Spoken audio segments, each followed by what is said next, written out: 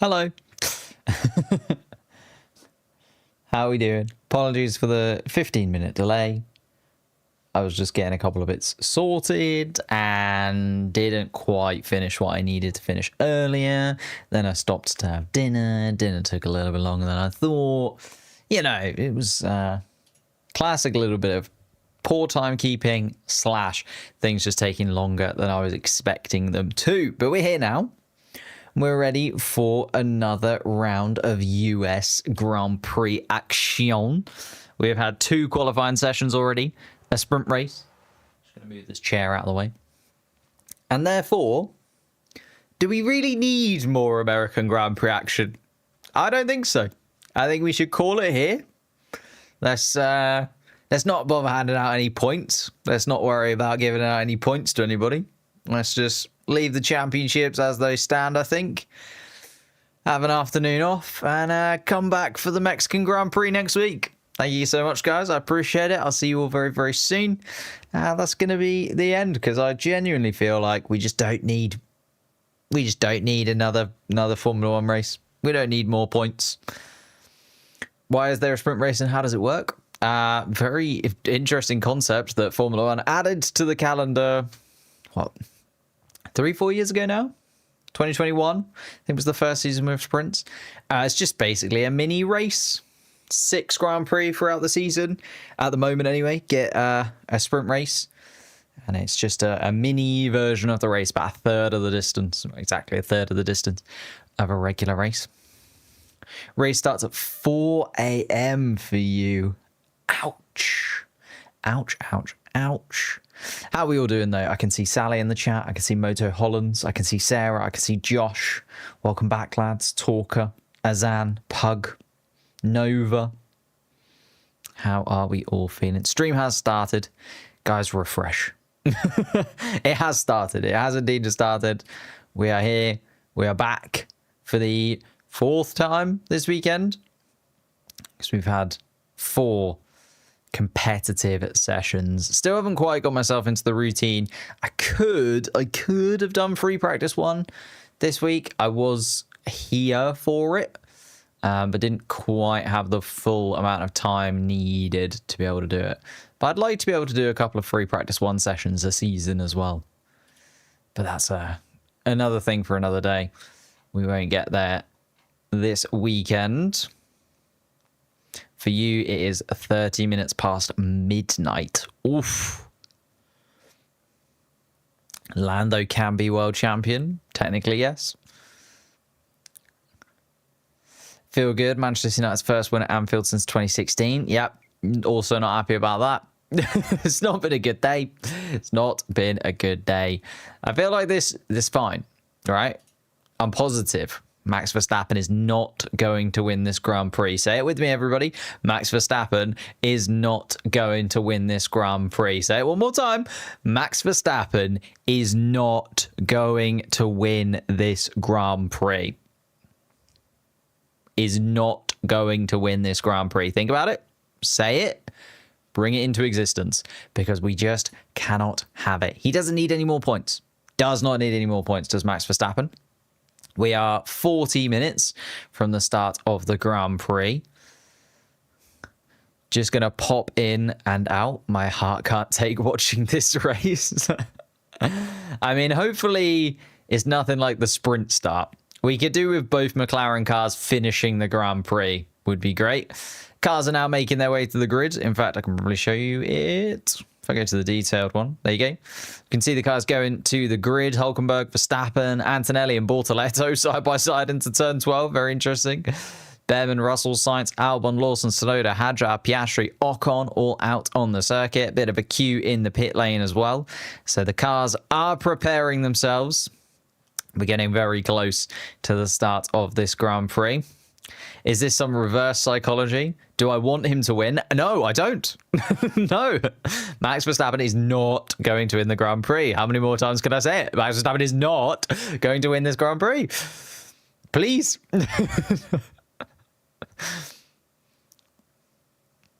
Not applicable is going to be another McLaren DNF. Max win. Now that you've said that. Yeah, just to be fair, I should reverse psychology it really, because every time I say anything in one of these streams, it is always the opposite that does come true. I've managed to make a real habit of that in like life. Whenever I release a video as well, Formula One will announce some news. Like I released the 2026 driver lineup predictions, and then literally like 3 days later, Cadillac announced that it was going to be Perez and Bottas. I was like, great lads, just kibosh that video, why don't you?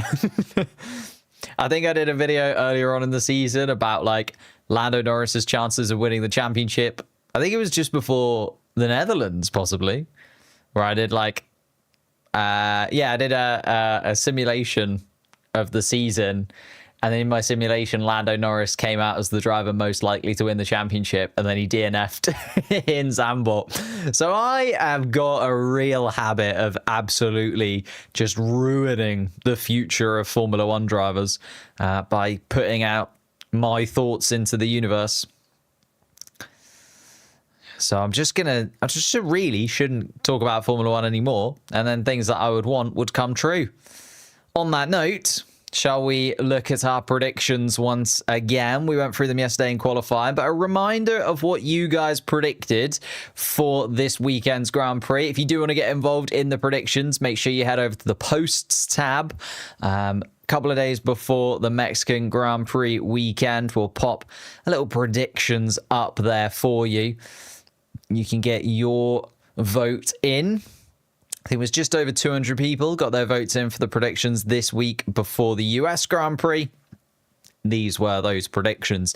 You had Lando Norris winning the Grand Prix, although it was very, very tight between Lando Norris and Max Verstappen. Like, within a few more people voting for Verstappen first versus Norris second would have swapped those two around, with Piastri actually pretty solidly in third place for the majority of people. Not too much hope for Oscar Piastri coming into this weekend. The big surprise being Lewis Hamilton. Has he surprised? Did better in the sprint race than maybe we were expecting, but also that was because the two McLarens smashed into one another. Has qualified a little bit adrift now of his teammate. Outdid his teammate for the sprint. I think Lewis Hamilton is just becoming a bit of a sprint merchant. He did very well in the sprint. Beat Charles Leclerc there, but Charles Leclerc qualifying higher than him for the Grand Prix. Best team, you've got McLaren. They've got a good way to go to be that this weekend.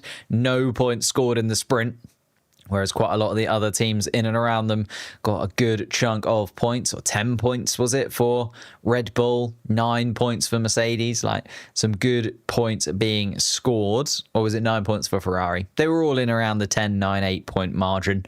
And then your struggle, you went for Franco Colapinto.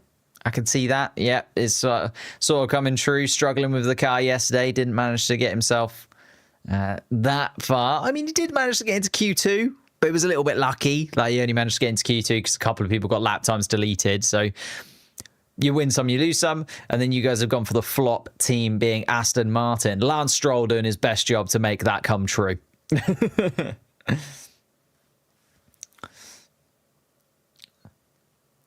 15-minute delay. I'm still technically 15 minutes early for this stream. We usually go live 30 minutes before the Grand Prix. So 45 minutes before the Grand Prix. Technically, I'm early. P1 Verstappen, P2 Piastri, P3 Leclerc. Wow, you've got Piastri coming from a long way back, Prim. P4 Russell, P5 Norris. Cool. Russell jumping in front of Norris. Interesting. It'll be interesting. Believe Russell will get a podium. Hello, Antonio, mate. Send hello to Sally. Sally is in the chat. So is Frederick. So is your editor. Bro is living nerd emoji. Yeah, I do have the glasses.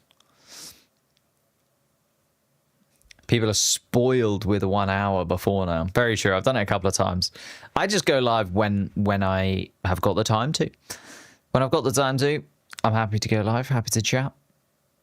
Piastri podium is unlikely, in my opinion. Yeah, I'd have to agree with you there. We'll go through the starting grid momentarily.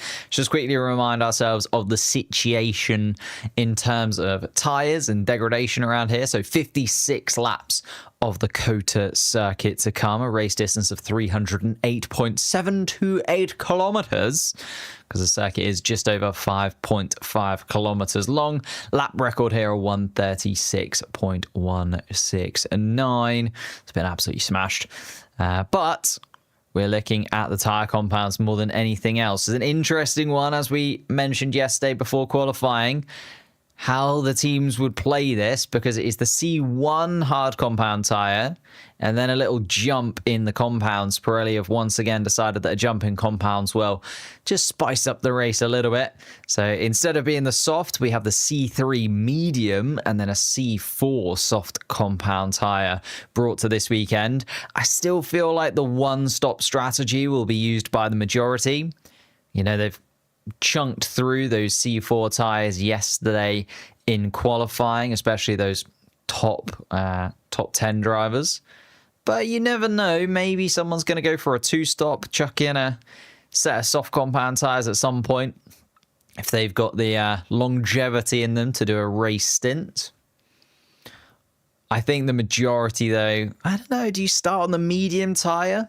Because we've seen that the tyres are lasting a little bit longer than expected, certainly than Pirelli are expecting, or even the teams are expecting. So maybe we will see a lot more guys starting on the medium, going on to the hard. But we've seen that starting on the hard and going on to the medium over the last couple of races, it's actually been beneficial for a lot of those drivers. So I think we could see a lot of drivers starting on the hard compound tyre and seeing what they can do from there.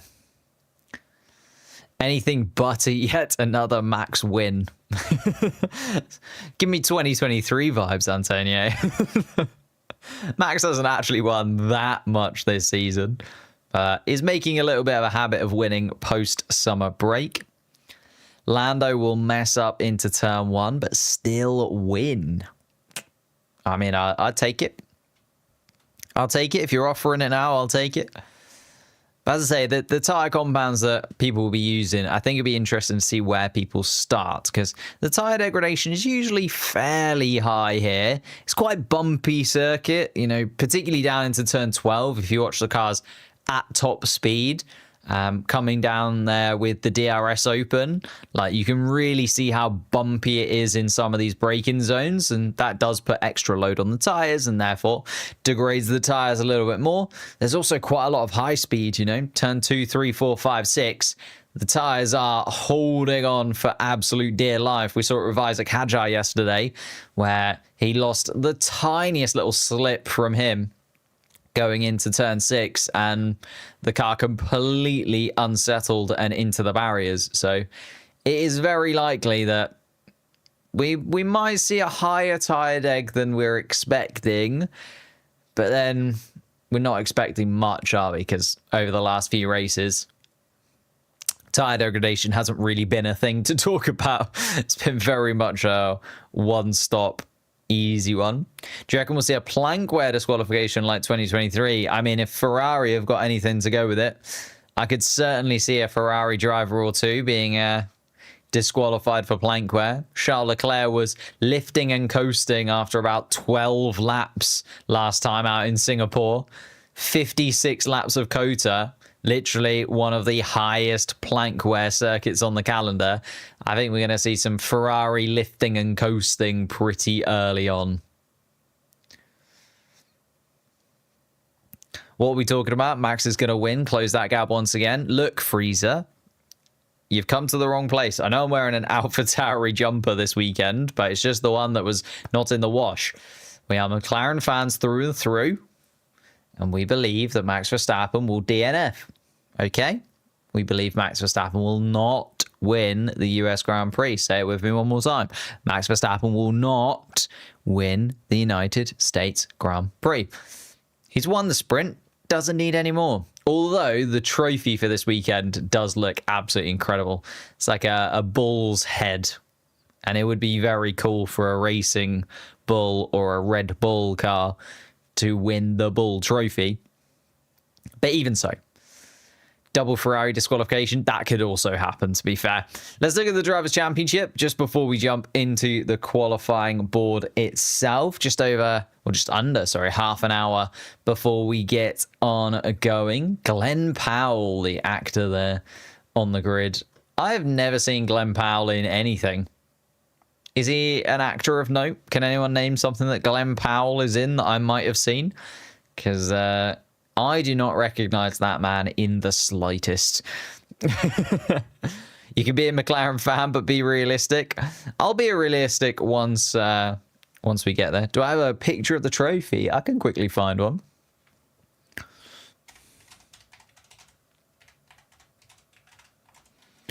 Trophy. See if there's an image. US Grand Prix 2025 trophy? Why is there no pictures of this? Louis Vuitton. Is it Louis Vuitton? It is Louis Vuitton. Okay. There you go.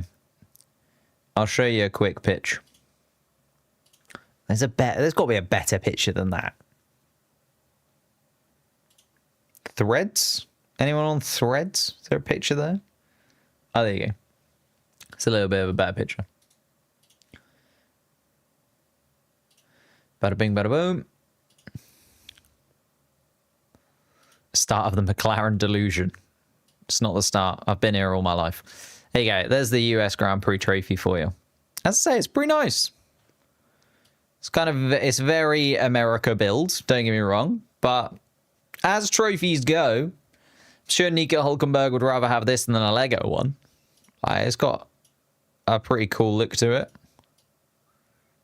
I do like that the American Grand Prix do try when it comes to trophies. Like they do something a little bit different. They, I suppose, aren't building up the European tracks often build up a little bit of a reputation in that they have the same trophy year on year, and therefore it builds that reputation of a certain type of trophy. Like if Hungary changed its trophies now, I think you'd be disappointed. But I think because the US Grand Prix are all fairly young, they can get away with mixing it up season to season. Like I think that's why I know Nico said he loves the Lego one, but I think he'd have preferred like a classic Silverstone trophy other than the Lego one if he could have chosen.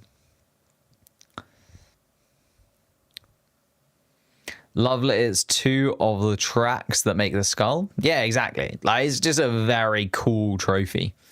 And makes sense. Like it goes with the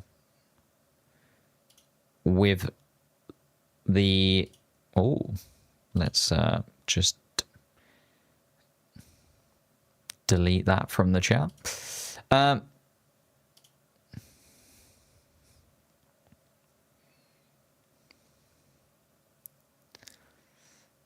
Yeah, I agree with that, Hulk. Please don't spam. It's okay. We've just deleted someone from the track, so don't worry.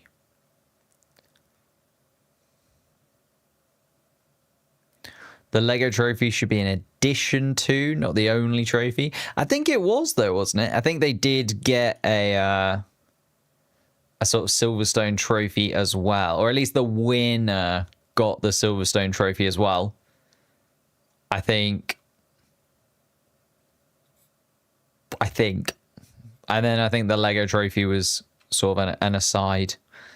But, you know, Lego probably paid quite a lot of money for their advertisement, so makes sense that they would do that for Lego. Lego and Formula One are doing a lot of work together at the moment. They even had an entire Lego race in Miami, so it makes sense. Best is the Monaco Winners' Trophy. I don't know. I'd quite like a Hungary one, but I suppose Hungary is very niche in the way that the trophy is. A non-metallic trophy. Get me some ceramic. Oh, where were we? We were looking at the Drivers' Championship before we got waylaid looking at the US Grand Prix trophy. Drivers' standings, Oscar Piastri still top of it post-sprint race, but Max Verstappen now 55 points adrift. He has made up 42 points worth of gap between him and Piastri in just 4 races and a sprint, 6 races and 2 sprints to go. Starting to get a little bit nervous. I'm not going to lie to you. Starting to get a little bit nervous when it comes to Max Verstappen. Like 55 points should, for any normal human being, still be too much. Max Verstappen just isn't a normal human being in this regulation cycle. You know, we've seen him win 10 races in a row. We've seen him dominate an entire season. We've seen him break record after record after record. He is not a normal human being when it has come to these regulations from 2022 up until 2025. He is something else. And therefore, I'm a little bit worried. Lando Norris in the middle, 314 points for him. Again, both of the McLaren drivers missing out on any kind of points when it came to yesterday's sprint race.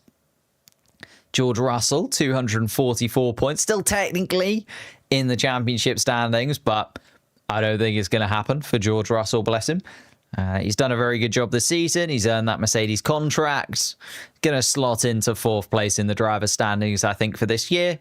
2026, though, could be the year that George Russell has been very patiently waiting for. We have to remember, George Russell could have gone into the Mercedes car in 2020 or in 2021, but had to wait another couple of seasons at Williams, then came in for 2022, and by that point the Mercedes car was nowhere near as quick as it had been before. So you got a feel for George Russell. I know he's been able to get a few wins here and there, and he's had excellent weekends inside of that Mercedes car, but he has also missed out on the opportunity of battling for championships and maybe even going toe-to-toe. Imagine, you know, George Russell goes into the Mercedes seat in 2020.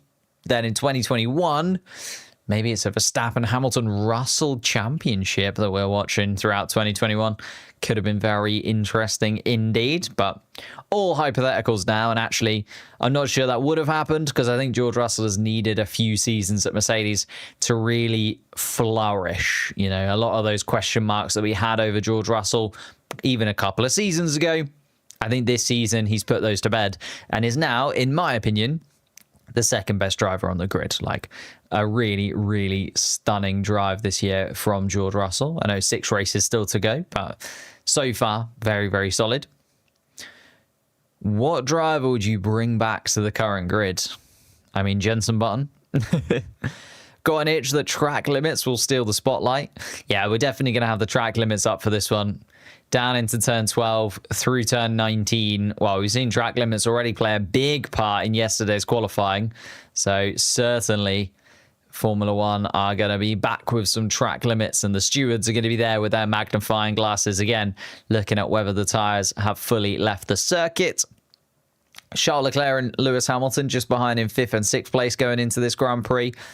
Again, feel like they're in a little bit of a no man's land in Ferrari now. Both of them pretty unhappy with how that Ferrari is doing at this point in the season, and I don't think we're going to see any massive improvements from the Ferrari pair, especially because, as we mentioned before, the lifting and coasting is going to be pretty substantial throughout this Grand Prix. The plank wear, well, unless they're running that car a little bit higher up than they normally do, but they usually have to run it a bit lower to try and get the pace out of the car and then lift and coast, because if they use that pace too often, it then disappears and breaks itself.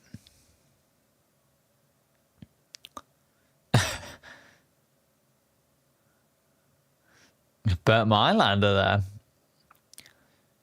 The forgotten man of Formula One, the safety car driver. He leads a lot of laps, but nobody really knows who he is, does they? Don't hear a lot from Bernd, but there he is at the start with Martin Brundle. Just below that, Kimi Antonelli now on 89 points. Got a little bit of a gap over at Alex Albon once again. There was a point in the season where Alex Albon was sitting in 7th place, let's not forget. But Alex Albon down in 8th, Isaac Hadjar 9th. Carlos Sainz has moved himself up into 10th place. So Carlos Sainz can actually be behind Isaac Hadjar. Behind Alex Albon, overtake Isaac Hadjar by the end of this Grand Prix, which is very impressive second half of the season for Carlos Sainz. Like, the last 5 Grand Prix, or 4 Grand Prix in a sprint, have been very, very solid from Carlos. And I've had to eat my words a little bit because I thought he was struggling a little bit in that Williams car, wasn't quite getting to grips with it. I think he just needed the summer break to reset, recalibrate. He's back at it with a vengeance, is Carlos Sainz. Nico Hülkenberg is there in 11th place, Fernando Alonso in 12th. But again, there's 1 point between those positions. Hadjar 1 point ahead of Sainz. Sainz 1 point ahead of Hülkenberg. Hülkenberg 1 point ahead of Alonso. Still very much to play for in and amongst those guys there.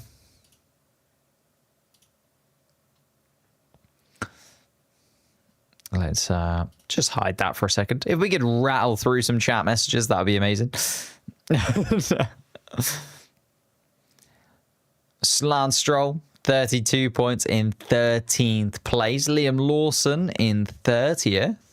On 30 points, sorry, not in 30th, on 30 points. Sorry, I'm trying to do 2 things at once. Esteban Ocon, 28 points in 15th. Then Tsunoda has jumped up into 16th place. Gasly, Bortoletto, Behrman is there as well. Franco Colapinto, the only driver still on the grid, yet to see any points scored. Which driver from the current grid would you remove? I don't think I'd remove anybody, really. I quite like the grid as it is right now. I mean, the obvious answer is like Lance Stroll, but I feel like everyone's going to say that. Everyone else is kind of all right, I feel like everyone deserves their position to an extent. But yeah, I think a lot of people are going to say that they would remove Stroll, right? Oh, a few subscriptions as well. Thank you guys for subscribing to the channel. Massively appreciate that. I'd remove Ocon or Stroll. Yeah, Ocon maybe. But Ocon's done pretty well in recent years. I think Ocon has deserved his position to an extent. Shall we talk about the grid, though? As we get to 16 minutes before the start of the Grand Prix, and we see the drivers at the front of the grid for the national anthem. Always happens 16 minutes before the formation lap. It's a bit of a weird one, isn't it? I don't know why they decided 16 minutes. I suppose because maybe by the time the national anthem is finished, then there's only a quarter of an hour to go until the start of the Grand Prix. And this is where really the cars start to get into the motions of things. So like with 15 minutes left, a lot of the spectators have to leave the grid. A lot of the personnel from the team have to leave the grid. And this is where a few of the regulations come into play around how long the drivers are allowed to have the tire blankets on for, how long the tire blankets are allowed to be connected for, and things along those lines. Report the bad comments? Yeah, please do. Please do. People will be like, Lance hate is so forced. He can't. He's not done himself any favors in the sprint race, has he, by literally smashing into the side of Esteban Ocon. But yeah, Lance Stroll has moments, but I just think even his heart isn't in it anymore. The most American thing ever. Some attack helicopters going over as we listen to the end of the national anthem. And 15 minutes to go. Thank you, Martin, for the super chat. I'm going to assume that is Argentinian money of some kind. Let's go Franco. He's going to be an interesting one. Starting 15th, Franco Colapinto, so we'll see how it goes. Am I British? I am indeed. UK gang. All my thoughts about Formula E. I was talking to Dan Noskill about this, actually. I just don't really watch it overly often. I'd rather catch an IndyCar race than a Formula E race. I still think, it's still very early in its life, really, Formula E, isn't it? And it's building up slowly, but it still just doesn't have the history and the prestige of a lot of other motorsports. It's getting there, though. It's getting there. Oscar needs to win the next 4 races. I mean, that would be great. Just lock in that championship standings. Can I turn the track map on? Yes, we will indeed have the track map a little bit closer to the start of the race. Don't you worry. Yuki will score points today. It's not impossible. Start 13th. Much love from the Jamaica gang. Wow, thank you so much, man. Giovanni. Appreciate it. Same, I want to watch the Indy 500 or 24 Hours Le Mans. Yeah, exactly. I always watch the Indy 500, to be fair. I made my girlfriend sit through the Indy 500 with me this season. I don't think she massively enjoyed it, but it's a bit of a spectacle, isn't it? And there's a lot of collisions, there's a lot of stopping, but when you do have the cars going, it is high octane, the Indy 500. So I really enjoy that. I do try and catch the 24-hour races, but more so the highlights, because I can't just sit there and watch it for 24 hours. Like, imagine if I did one of those streams. Maybe one day we'll do that. We'll stream like in a 24 hours of Le Mans or something. That would be fun. But also like a nightmare. I don't know what we talk about for 24 hours, but it could be quite fun to do one time. Let's run through the grid then. I know I've had it up on the screen for a moment, but just in case you weren't here for qualifying yesterday, give you a little rundown of it. Max Verstappen absolutely dominated qualifying yesterday. Made it look very, very easy indeed. Did it actually in 1 lap. So everybody else in the top 10 did 2 flying laps in Q3.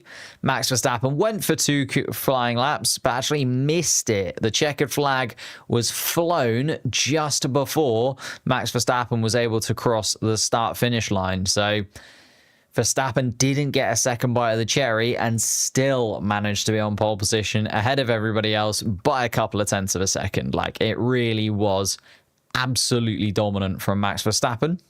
Lando Norris starts beside him, so same as we had in the sprint race. It did feel like Norris was going to be closest to Max Verstappen, but he was not close enough, like in many people's opinions. So Max Verstappen taking pole position, Lando Norris second. Charles Leclerc with a run at this absolute ridiculousness. Like, incredible qualifying from Charles Leclerc, has to be said, considering where we were expecting the Ferraris to be and like where the Ferraris were in sprint qualifying. You know, just about sneaking through into Q3 at the last possible moment when it came to sprint qualifying. Now up into 3rd place and possibly fighting for a podium position. This is the thing, though, with Charles Leclerc and Ferrari. How much is he going to have to lift and coast? And we know that George Russell does have some pace inside of that Mercedes car. He was able to attack Max Verstappen during the sprint race yesterday. We only got 10 laps of sprint race. So with George Russell 56 laps in front of him, certainly will get at least 1 or 2 opportunities to have a go at the back of Charles Leclerc's Ferrari. Lewis Hamilton, his old teammate, just behind him in 5th place. So 5th place for Lewis Hamilton. Again, like, better than we were expecting, but slower than Charles Leclerc. And it's like, I don't know. It's one of those things from me. I was very impressed with Hamilton, but I was expecting him to be ahead of Leclerc just because he was in the sprint race, I guess. But Leclerc managing to turn it on when he needed to. Oscar Piastri in 6th place. First corner chaos would be crazy. I mean, anything to go by from yesterday, if you're in that top 6, I wouldn't be too happy about it, because what was it? Nico Hülkenberg was in 4th. He was wiped out. Fernando Alonso was just behind. He was also wiped out. So I feel like, you know, anyone in that top 6, they need to just be careful. You want to tiptoe yourself through turn 1, I think. Like, wait for it a little bit later. Go for your move later on, I think, is what Oscar Piastri learned yesterday. You can do the switchback, but not when there's 17 cars behind you all braking late into turn 1. Because it is a very tricky turn 1 here. It's uphill, then to your left. It's a very tight left-hander as well. I just feel like Oscar Piastri got that a little bit wrong in the sprint. And hopefully nobody in the top 6 will get it wrong again. Kimi Antonelli just behind. Kimi Antonelli's had his moments as well, though. He was turn 3 in Austria, where he wiped out Max Verstappen. He's a little bit further away from Max Verstappen this time around, but Kimi Antonelli has hit into Charles Leclerc earlier on in the season, has hit Max Verstappen earlier on in the season. Maybe just got one more hit in him, Kimi Antonelli, to really spice up the title battle. We know that him and Max Verstappen are actually pretty good friends as well, so Oscar Piastri starting just in front of Kimi Antonelli. You never know. Ollie Behrman starting in 8th place. Best of the rest, Ollie Behrman. And he really had the bit between his teeth, didn't he, Ollie Behrman? After not being able to show his pace when it came to the sprint qualifying because of the chaos in sprint qualifying 1, then not really being able to show his pace in the sprint because he got a 10-second penalty. He took those both to heart and put in one of the best qualifyings of his season so far. And 8th place for Ollie Behrman. Carlos Sainz starting inside of the points as he's making it a pretty regular thing going into this second half of the year. And then Fernando Alonso, his compatriot, starting alongside him, also inside of the top 10, looking to add some points to his tally. Whoa, thank you so much. A real fluctuation of new subs coming in there. Massively appreciate it. We are trying to get 150,000 subscribers before the end of the season on YouTube. So if you are on YouTube, hit that subscribe button. We're also trying to get 700 followers over on Twitch. So if you do have a Twitch account, head over to Twitch, give us a little bit of a follow. Maybe you've even got Twitch Prime that you could send my way. You know, if you've got Amazon Prime but you're not really a Twitch person, head over to Twitch, just use it this once, send me over your Twitch Prime, subscribe to the channel. It's completely free, and Jeff Bezos loses out on $5 that come my way. Just outside of the top 10 then, Nico Hülkenberg knocking on the door of points once more. He was a little bit frustrated by Oscar Piastri going for the switchback yesterday after starting in P4 in the sprint race. He thought points were most certainly on the cards, but starts in 11th rather than 4th for the full Grand Prix. Liam Lawson starts in 12th place, but that RB car does seem to have good race pace. And Yuki Tsunoda starting in 13th place. Those two have had a little bit of a tete-a-tete this weekend. Yuki Tsunoda a couple of times has been on the radio complaining about Liam Lawson getting in his way during qualifying sessions and maybe just taking Yuki Tsunoda off of his rhythm in qualifying so that he can't make it through to as high as he thinks he should be. Yuki Tsunoda, Liam Lawson starting within touching distance. Pierre Gasly, Yuki Tsunoda's old teammate, starting alongside him. Those guys used to be in that second Red Bull team together. Yuki Tsunoda now in the main team. Pierre Gasly, a number 1 in his own right at Alpine, ahead of his teammate Franco Colapinto in 15th place, who just snuck through yesterday when it came to qualifying, mainly because a few of the drivers behind had their lap times deleted. Gabriel Bortoleto, 16th place for him, was not very happy inside of that Stakes Alba car. Esteban Ocon, his car put back together again after Lance Stroll wiped him out. He starts in 17th place. Alex Albon and Lance Stroll both had lap times deleted, hence why they're down in 18th and 19th. Not where you'd expect them to be, but track limits are track limits, and they are very tight around this Austin circuit. Isaac Hadjar had a big shunt in qualifying yesterday, brought out the red flags as well, did Isaac Hadjar, as he went for a spin going into turn 6 and into the barriers. Again, his car back together again. He starts at the back of the grid though.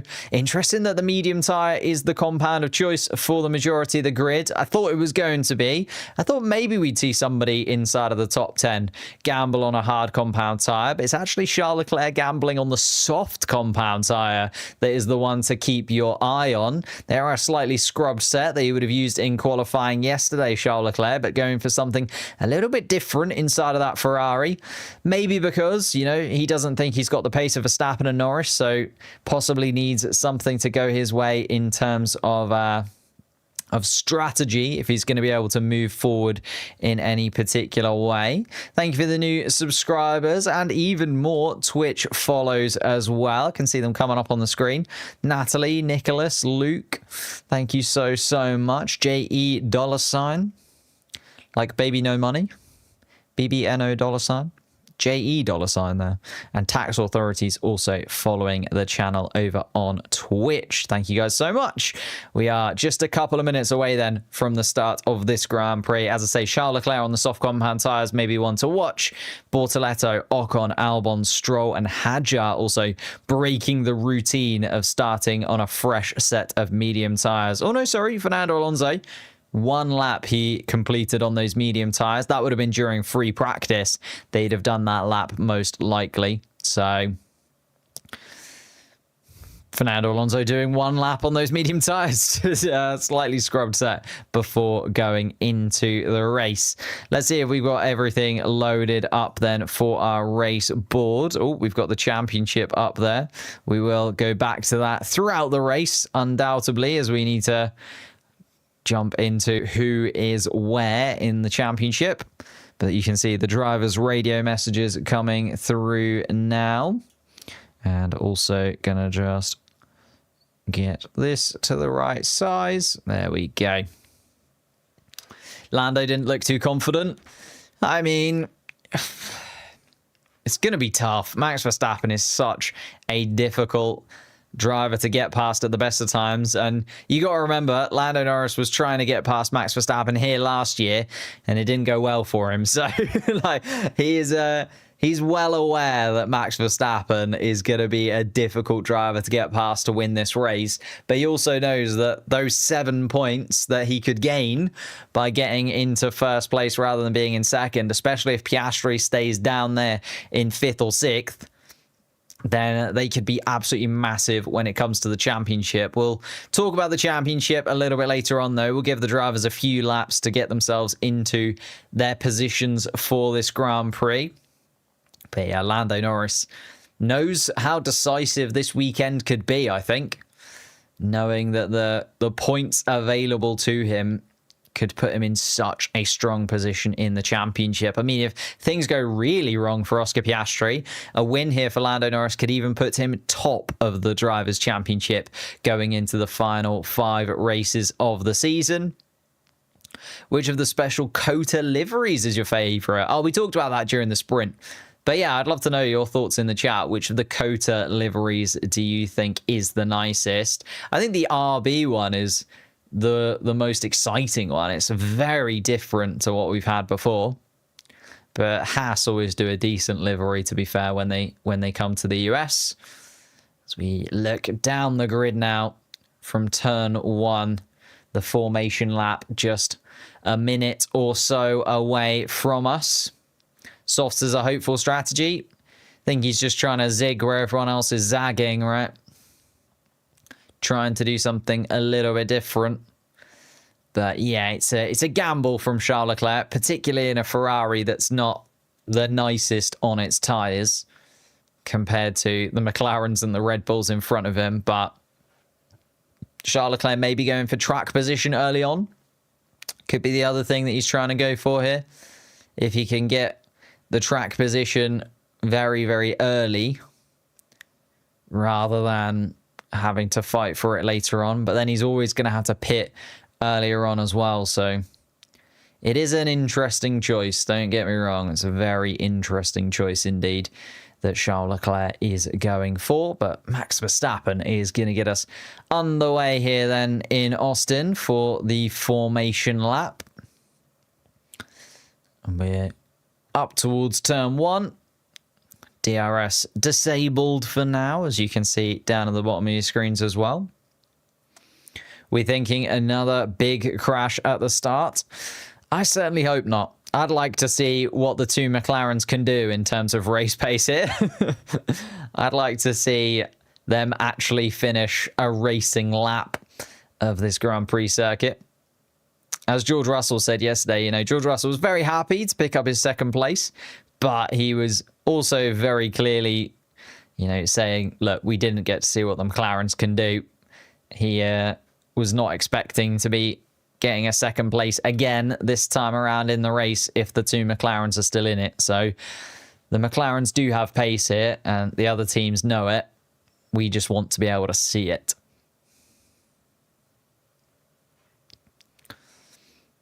More points for Carlos, please. Charles Leclerc first. Hamilton will finish third.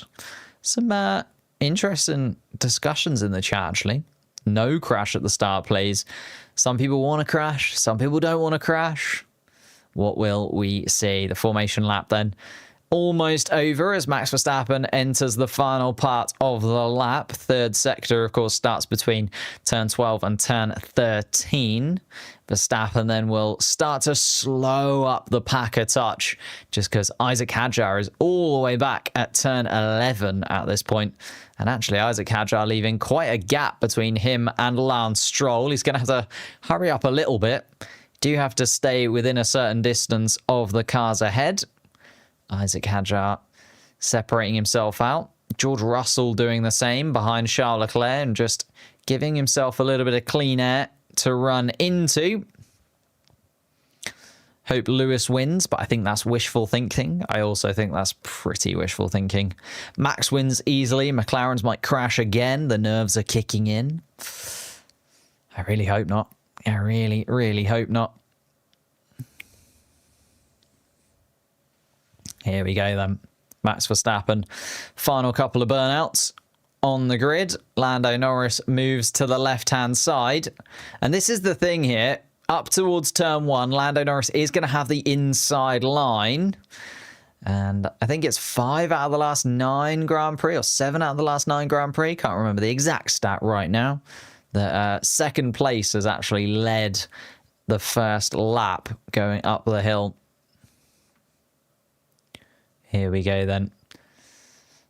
Lance Stroll and Isaac Hadjar, the final drivers to come around the Mario Andretti corner. Turn 20 here in COTA. And Isaac Hadjar, again, taking his time. Max Verstappen and Lando Norris have been stationary for a good amount of time. The medical car nearly catching up to the back of Isaac Hadjar. How slow Isaac Hadjar is moving.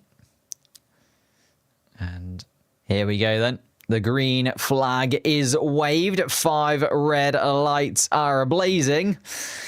And we are going to get underway here once more in Texas. We had a sprint race. Now's the real deal. And Max Verstappen gets a much better launch. Charles Leclerc is going to be alongside Lando Norris. Charles Leclerc goes very wide and is going to try and go around the outside of Lando Norris for second place. And he's going to be able to get there, I think. Yes, Charles Leclerc has made up the position. Oscar Piastri has also got a much better start and has been able to get ahead of Lewis Hamilton. George Russell has remained in 4th place for now. But Lando Norris versus Charles Leclerc is playing out. And Charles Leclerc was able to get the jump on Lando Norris up into 2nd place. Hamilton up into 4th. George Russell now down into 6th place. The Mercedes car getting a little bit out of shape through the first couple of corners. Max Verstappen, though, continues on. And good news for Oscar Piastri as his teammate has got a little bit closer to him. And Piastri now fighting with George Russell again, but George Russell not able to make it stick this time around. Piastri remains in 5th place. Kimi Antonelli in 7th. And then Behrman, Sainz, Hülkenberg now up into the top 10 as Fernando Alonso was shunned out of it. Yuki Tsunoda also with a really solid start in his Red Bull car. He's up into 11th place. And now looking at the back of Nico Hülkenberg, maybe he's going to go for a move for 10th. And Tsunoda does go for a move for 10th. And there's a yellow flag in that middle sector. Who has gone wrong in that middle part of the lap then? I think it's Alex Albon who was sent for a spin. And double waved yellows for Alex Albon coming through that part of the circuit. Albon is going to drop all the way down the pack. And was already not having the best of times, Alex Albon.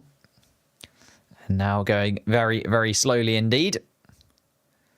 Max Verstappen, though, comes around the final corner and is going to complete the first of 56 laps.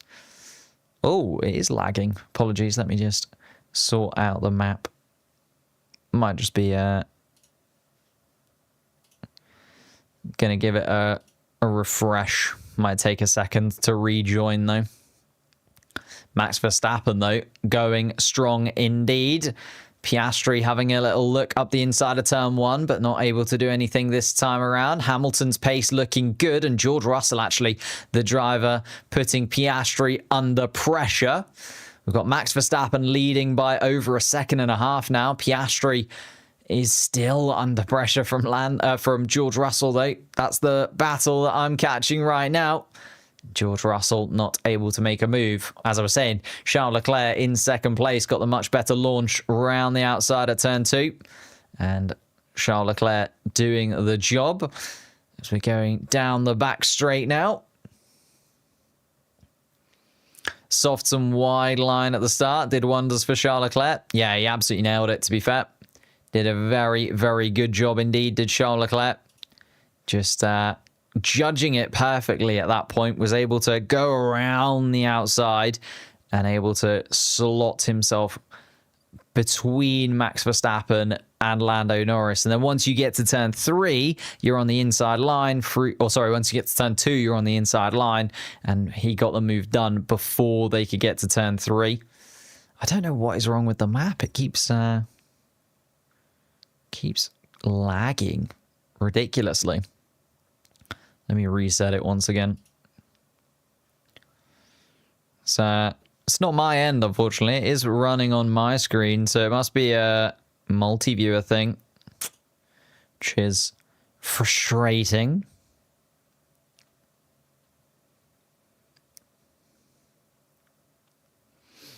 Carlos Sainz making a move on Ollie Behrman and gets that move done. Carlos Sainz up into 8th place. And the move from the Williams driver as Max Verstappen starts lap 3 of this Grand Prix. Charles Leclerc 1.7 seconds behind. Lando Norris within DRS range. Hamilton, Piastri, Russell all with DRS as well. So this is where Charles Leclerc is going to have a little bit of a battle on his hands, right? Because Leclerc is now going to be in a position where those soft compound tyres are going to start to fall away from him a touch. And once those tyres do start to fall away from him, everybody behind is still going to have some fresh medium rubber. Max Verstappen, though, disappearing off into the distance, nearly a 2-second gap at the front of this race. Does feel like it's going to be a comfortable victory. It's going to be Max Verstappen disappearing into the distance. The two McLarens struggling. Lando Norris closing into the back of Charles Leclerc. Needs to get that second position back sooner rather than later if he's going to hunt down Max Verstappen for the victory. Charles Leclerc, though, not making it easy as they go down in towards turn 12. And Leclerc just closes the door on Lando Norris through turn 12 and then shuts it once again at turn 13. So Lando Norris went for the move there, but Charles Leclerc not taken aback by it and ends up taking no trouble from Lando Norris. Oscar Piastri has dropped outside of DRS range of Lewis Hamilton, though. Piastri really struggling with it. There's a collision between Albon and Bortoleto that is under investigation. That must have been what sent Alex Albon into a spin. The Williams car now down in 20th place. Ollie Behrman has also been overtaken by Yuki Tsunoda. So Behrman down into 10th position in his Haas car. Tsunoda up into the point scoring places. A really solid start from Yuki. 14th place up to 9th within the first 3 laps of this Grand Prix. Charles Leclerc, though, still under pressure from Lando Norris. Lando Norris surely is going to go for it once again when he gets round to turn 11 and gets the DRS through to turn 12. The S's are complete. Charles Leclerc, that incredible image of Charles Leclerc at sunset just coming through that first sector. Almost repeated, not quite sunset yet here in Texas, but they come around turn 10 and through turn 11 then. DRS is going to be wide open for Lando Norris once more. Let's see what Lando Norris can do. He's a little bit further back this time around, but he's gaining on the Ferrari with a ferocious amount of pace, but Charles Leclerc knows where to position that Ferrari to make sure that it is tricky for Lando Norris, and Norris knows a DNF here would be an absolute nightmare for him after missing out on points in yesterday's sprint as well. So Lando Norris trying the switch back as well, goes very deep, but not able to do it this time around. Charles Leclerc able to just deal with the pressure from Lando Norris, and Norris has to stay in third place for now, but is closer than he was before. And maybe he's going to go for a positional change up towards turn 1 if he can hang on to the back of the Ferrari through this final sector. Lewis Hamilton has escaped away from Oscar Piastri. Piastri now down in 5th place and 1.3 seconds off the back. Here comes Lando Norris. Does he try the switch back? He does indeed, but isn't able to carry enough speed to put Charles Leclerc under pressure for now. And in fact, Lewis Hamilton closed the gap to Lando Norris through turn 1 as Max Verstappen sets the fastest lap of the race so far. Max Verstappen leading by 3 seconds to Charles Leclerc's Ferrari in second spot. And this is just causing Lando Norris to lose time to Max Verstappen here more than anything else. Lando not able to get past Leclerc in these last couple of laps. And Lando Norris looks closer than he has before. He's going to have DRS once again as he gets partway down this straight. DRS is open behind the Ferrari. Also gets into the slipstream. Lando Norris is quite far back and he doesn't able to go for the move. Just hesitated a little bit there, I think, Lando Norris more than anything else, and biding his time behind the Ferrari. But there's not too much time that you've got. Lando, 3 seconds now, the gap between Leclerc and Verstappen. That gets much longer. You're going to have quite a battle to get behind the Red Bull once again. Lewis Hamilton also just waiting and watching, hoping that his teammate can cause Lando Norris a little bit of a problem. And then Lando Norris can move maybe out of the way. It could be a double Ferrari podium if Lewis Hamilton is able to get past the McLaren. Oscar Piastri is gaining, though, and Lewis Hamilton's made a little error there, which has just put Piastri inside of DRS range once again. Piastri's not going to have DRS down towards turn 1 and then drops out of DRS range anyway by the time they get through that first turn.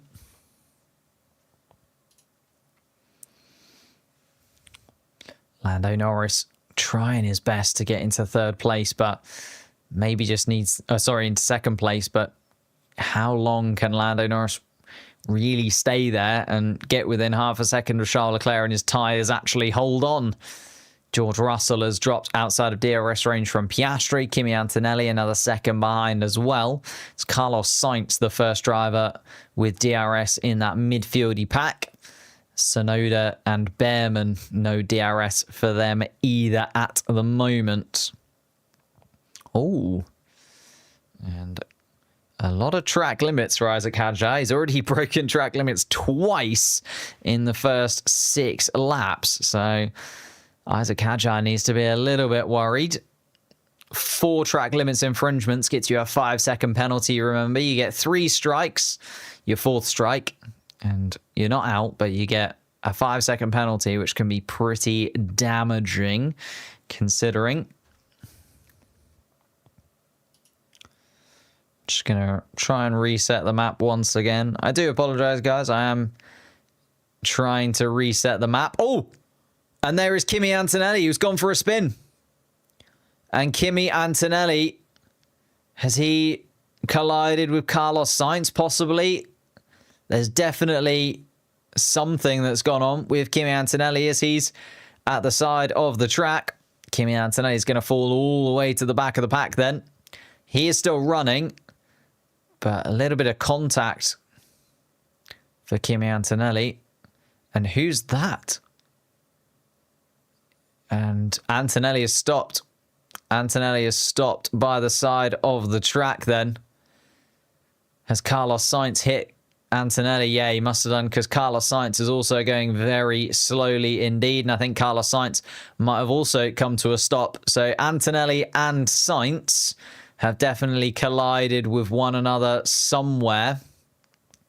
Carlos Sainz has come to a stop, and it's a virtual safety car for Carlos Sainz, who is stationary between turn 19 and turn 20.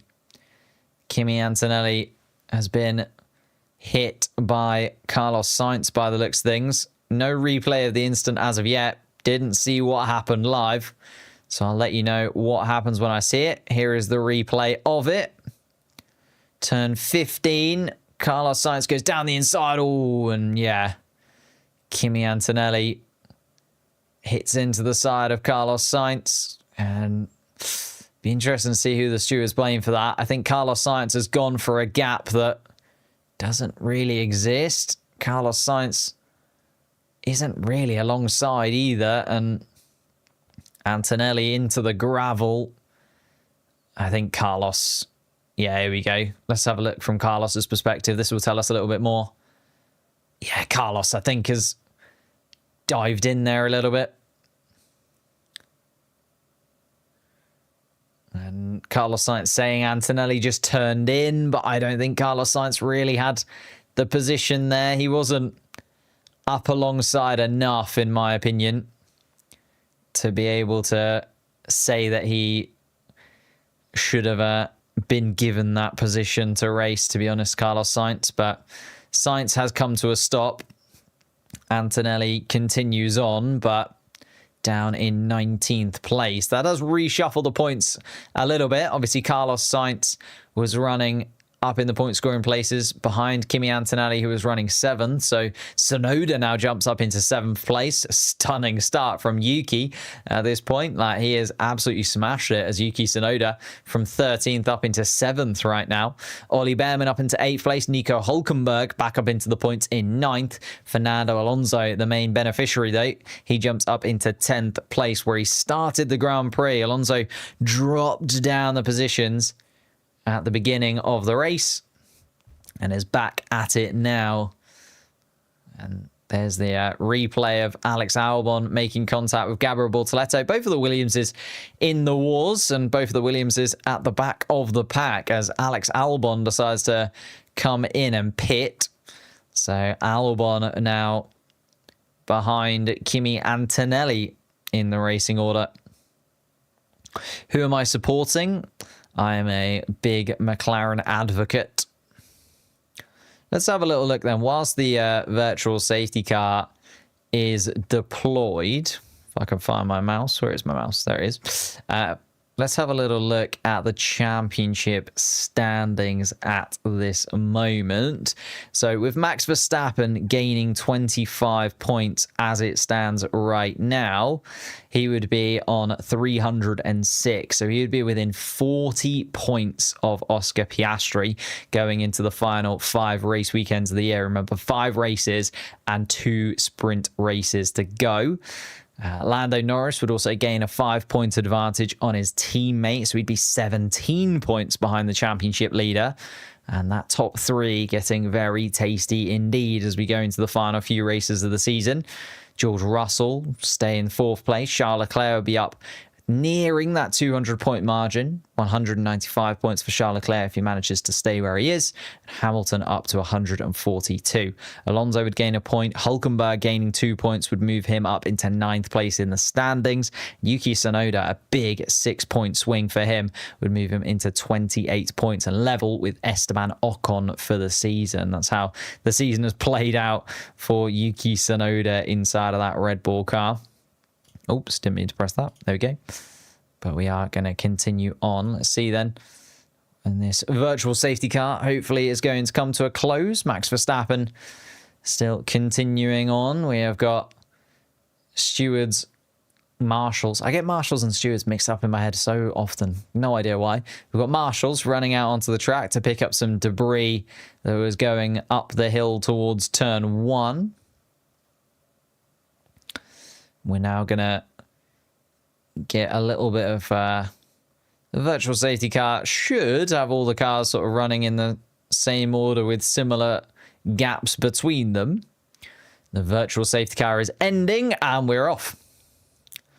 So we are going to get back underway with racing then with Max Verstappen starting lap 9 of this Grand Prix.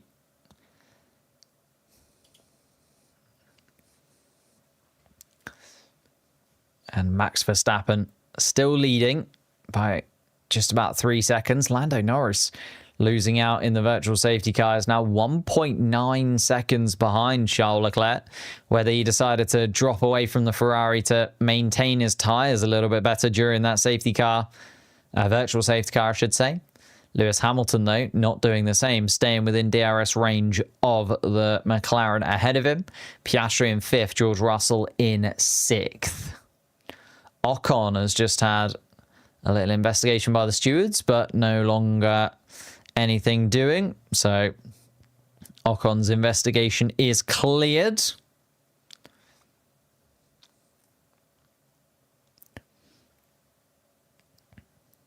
Big gap between Verstappen and Leclerc. Yeah, it is quite a chunky gap between the two, isn't it? It's Verstappen just showing the pace of that Red Bull, stretching his legs at this point. And Verstappen, at least, you know, there's the other thing you forget when you're sort of leading the Grand Prix, or people forget that you have the advantage of. When you're leading the Grand Prix and you're just going into that clean air at the start of the race, when the tyres are trying to get up to temperature, and it's just so tight. Like, it's such a brilliant place to be at the start of a Grand Prix. That's why, you know, qualifying on pole position is such a coveted place to be in Formula One. Carlos Sainz, though, makes his way into the pits. And Carlos Sainz wanders back to the paddock. Probably not overly happy. Yesterday, he was on the 3rd step of the podium. Got himself a lovely Austin belt buckle. And today, he's out before it even really got going. Lap 10 of the Grand Prix started then by Max Verstappen. Verstappen 2.8 seconds ahead of Charles Leclerc. Lando Norris gaining on Leclerc, but not by a considerable margin. Still 1.9 seconds adrift. And Lewis Hamilton then falling back a couple of attempts from Lando Norris. Oscar Piastri still 1.6 seconds off Hamilton, and George Russell 1.2 seconds behind. Yuki Tsunoda then a couple of seconds adrift. Behrman in 8th place, a second behind as well. Hulkenberg 3 seconds behind in 9th.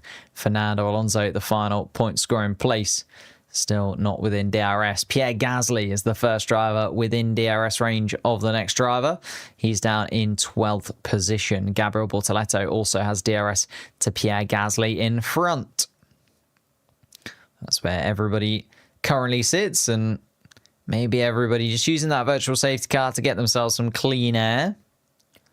And we are trying to get to a position where possibly they can elongate their first stints. Thinking about tyre degradation versus everybody else around them. Lando Norris just needs to keep a little eye on Lewis Hamilton behind. Norris has slowed down a touch, 1.9 seconds now the gap between Leclerc and Norris. I think Lando Norris may be just thinking, my front tyres are starting to smash away. And Lando Norris on the radio being told, from everything we've seen so far, looks more like Plan B. Plan B is what Lando Norris is being told by the McLaren mechanics. What happened to Carlos? Collision with Kimi Antonelli. Kimi Antonelli now sets the fastest lap of the Grand Prix. He is 6 seconds behind Isaac Hadjar, though. And it's going to be a struggle for Kimi Antonelli to finish where, well, he should have really finished in 7th place. He was running fairly comfortably there. He was under pressure from Carlos Sainz, but Carlos Sainz did just sort of drive into the side of him. Lance Stroll looking on board. 15th place for him at the moment. Just making a lunge at the back of Franco Colapinto, but nothing doing for now.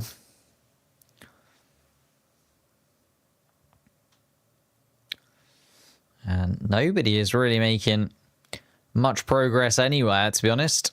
Everyone's just settled in, I think, to this middle part of the Grand Prix. Everyone realizing that the tyres aren't quite lasting as long as they maybe thought. Lando Norris already on the radio complaining about his front tyres going away from him, and him expecting them to go a little bit better than they have been.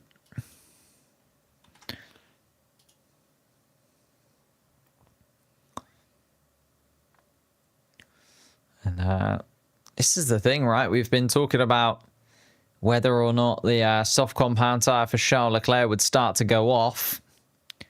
And should be fairly soon if it does. In fact, as I've just said that, Lando Norris has gained 0.3 of a second on Charles Leclerc ahead. So this is where the soft compound tyre, with the virtual safety car, they can go a little bit longer. But this is where the soft compound tyre is likely to start to come towards the end of its lifespan.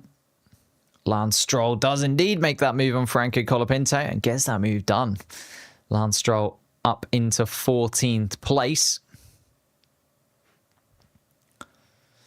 Verstappen still leads 3.5 seconds. Now the gap to Charles Leclerc behind, and Lando Norris chunks another 0.3 of a second out of Charles Leclerc, so he's 1.2 seconds adrift. Lando Norris realizing that maybe now is the time. Lance Stroll away from him fairly comfortably. Isaac Hadjar with a third strike of track limits already, by the way. Isaac Hadjar now running very close to the line. Remember, a fourth strike for track limits, and that is a 5-second penalty. So the RB car has got to be very careful indeed for the remaining 45 laps. Max Verstappen comes across the start-finish line. And Lando Norris now starting to just look at the back of Charles Leclerc's car and think about what he could do to try and get past Charles Leclerc.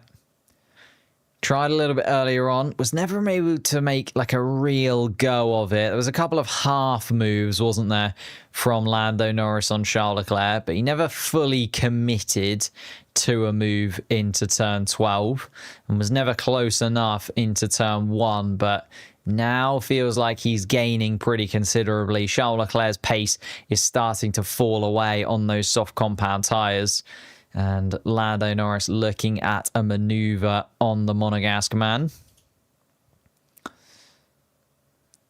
Oscar Piastri, a 140.6 is falling away massively, Oscar Piastri. Maybe Piastri is going very long indeed on those tyres. I don't know. Feels like a bit of a weird one with Oscar Piastri right now. Feels miles off the pace in comparison. Lando Norris closing in, coming through turn 10 and turn 11. Is Lando Norris going to be able to make a move this time around? They go through turn 11 now. Norris, though, I don't know if he was within DRS range as they came through between turn 10 and turn 11.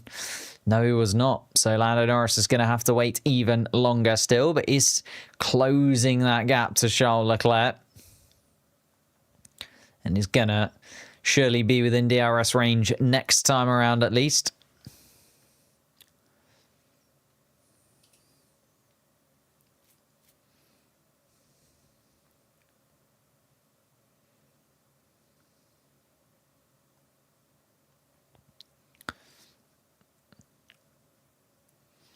Charles Leclerc under pressure. George Russell. Piastri seems slow. Think he's struggling with the front left. So even George Russell on the radio is saying, look, Piastri is holding me up at this point. Piastri trying to get a little bit longer out of those medium tyres, hopefully. Or just possibly really struggling with those front left tyres, or the front left tyre in particular. And that's costing him that much pace. Lando Norris, though, continuing on. Let's see if Lando Norris can get anywhere close to Charles Leclerc this time around. Charles Leclerc on the radio. Track limits for Norris, he says over the radio. Nothing showing yet. But Charles Leclerc keeping an eye on Lando Norris behind, clearly looking in his rear wing mirrors. And Lando Norris with DRS to Charles Leclerc this time around then. So Lando Norris is going to close the gap to the Monegasque man ahead of him. And is going to be back to within half a second of the Ferrari. Charles Leclerc's tyres are going to be screaming on that Scuderia car. Charles Leclerc got that position at the start of the Grand Prix. It was a great move from Charles Leclerc. Soft compound tyres. Knew he had the stickier rubber, so went super wide at turn 1. Round the outside of Lando Norris. Norris not quite able to live with it. And Charles Leclerc, by the time they got to turn 2, was able to just stick his Ferrari car in front. But Charles Leclerc, those scrubbed set of softs that he started on, starting to drift away from him. And Lando Norris within half a second of the Ferrari, as he was towards the beginning of the Grand Prix. As I say, though, he wasn't able to really make too much of a move. Going for it this time around, though, feels different. This second opportunity that Norris has got to take back second place. You can see the tyres of Charles Leclerc's car starting to show those clear signs of degradation. Even with the virtual safety car, it's going to be fairly soon that the soft compound tyre runners pit. Bortoleto does. Bortoleto, 4.2 second stop for the Stakes Sauber car. It's going to come out at the back of the pack. Kimi Antonelli trying to close in on the back of Isaac Hadjar after his spin. But here comes Lando Norris then. Let's keep an eye on Lando. Is he going to be able to make a move for second place? Charles Leclerc again just positions his car right in the middle of the circuit. But Lando Norris doesn't give it up this time around. And through turn 13, looks to the side of the Ferrari. The Ferrari looking to close it through turn 14. But Lando Norris not giving it up at all. Going for the switch back through 15 and 16. Isn't able to do it this time around, though. And through turn 16, Charles Leclerc goes. And through turn 16, he is still leading the McLaren car. Lando Norris trying his absolute best to put Charles Leclerc off his mark at some point during that final sector. But Charles Leclerc able to hold on to it. Lando Norris, though, closer than he's been before, going up towards turn 1. DRS for Lando Norris, decides against the maneuver into the first corner, though. Came to blows with his teammate there yesterday. Doesn't want to repeat that. Continues behind Charles Leclerc for now. Lando also just getting a little bit of clean air, taking a slightly different line than Charles Leclerc, leading up to the S's. But Lando Norris closing in, and Charles Leclerc will know it's when, not if, Lando Norris will be able to get past that Ferrari, because the McLaren just looking much better on its tyres right now, and the medium compound tyre will go that little bit longer here in Austin. Lewis Hamilton also coming back into the picture, is now within DRS range of Lando Norris ahead. Oscar Piastri has fallen off a cliff. He's now 4.5 seconds adrift of this pack of 3 fighting for the podium places. Max Verstappen has also disappeared into the distance. 6.5 seconds Max Verstappen now leads this Grand Prix by. This is dominance from Max Verstappen if we have ever seen it.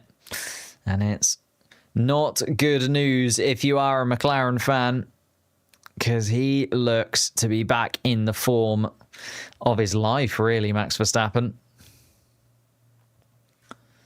Looking at the Mercedes of Kimi Antonelli here, as he has finally caught the back of Isaac Hadjar.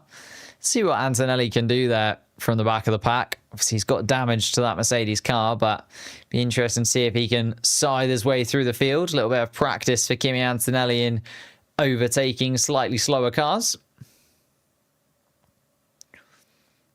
Here we are then, Lando Norris, lap 17 of this Grand Prix. He's been stuck behind Charles Leclerc for all of them, and is trying his best to make a maneuver on the Ferrari. Just doesn't look like he's close enough, though, this time around. Felt like Lando Norris was closer to the back of the Ferrari last time, but maybe he's leaving it a little bit later in this first sector to close that gap. They come around turn 11 with one another. Lando Norris just 0.6 of a second adrift of the Ferrari. DRS opens up partway down this straight. Lando Norris is going to have to come from a very long way back here if he's going to make a move, and isn't able to make a move this time around. Charles Leclerc continues on then. And Charles Leclerc Again, Lando Norris has a little look through the final sector, but nothing going for Lando Norris at that point. Let's see if I can reset the chat once more. The map today just does not seem to be wanting to work at all. Apologies, it's not my end, unfortunately. It is from multi-viewer's end that the track map just doesn't seem to be having it. Kimi Antonelli making a move on Isaac Hadjar, and does indeed get that move on Isaac Hadjar done. So Antonelli up ahead of the Racing Bulls car and into 16th place, sorry, for Kimi Antonelli. Lando Norris, once again, we watch them come through the first sector together. Lando Norris really needs to get this move done, doesn't he? He is going to be absolutely desperate to get in front of Charles Leclerc's Ferrari as soon as he possibly can. But at the moment, Charles Leclerc doing more than enough to defend from Lando Norris. I think it's just the positioning of the Ferrari car down towards turn 12 is absolutely spot on from Charles Leclerc over and over again. And that just means he is much, much better position to then get through turn 13 and defend that second place from the McLaren. But let's see if Lando Norris can get it this time around or not. It's looking more like a not, isn't it? Lando just doesn't feel as close as he was before. Maybe I'm wrong.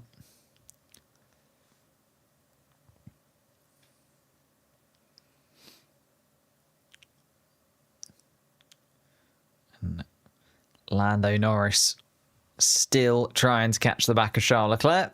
Gets a little bit of clean air before they come through turn 10. DRS activation point a little bit further down after turn 11. The DRS is indeed open for Lando Norris once more, as it feels like it is every lap at this point. But he just doesn't feel as close as he was even last lap, let alone close enough to make a move for position. And he doesn't. Charles Leclerc stays ahead of Lando Norris for now. Albon is also now closing on to the back of Isaac Hadjar. Isaac Hadjar on the hard compound tyre started the race on it. Alex Albon has got a fresh set of mediums, or well, I say a fresh set, 10 lap old set of mediums after swapping very early on. Alex Albon.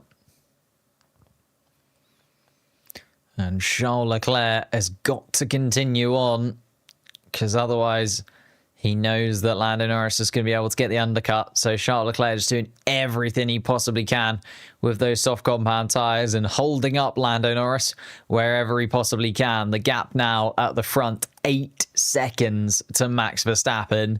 Like, it's played perfectly into Max Verstappen's hands. If you're a Verstappen fan, you can buy Charles Leclerc a drink, because he has absolutely smashed it for Max Verstappen here. He's been able to get in front of the McLaren car and then just sit in front of it, slowing the McLaren down for 19 laps. What can Lando Norris do here? He's got to go for something, but Charles Leclerc has just about got enough every single time around. He's closer than he has been. Lap 19 of this Grand Prix. Lando Norris comes around at turn 11 within half a second of Charles Leclerc.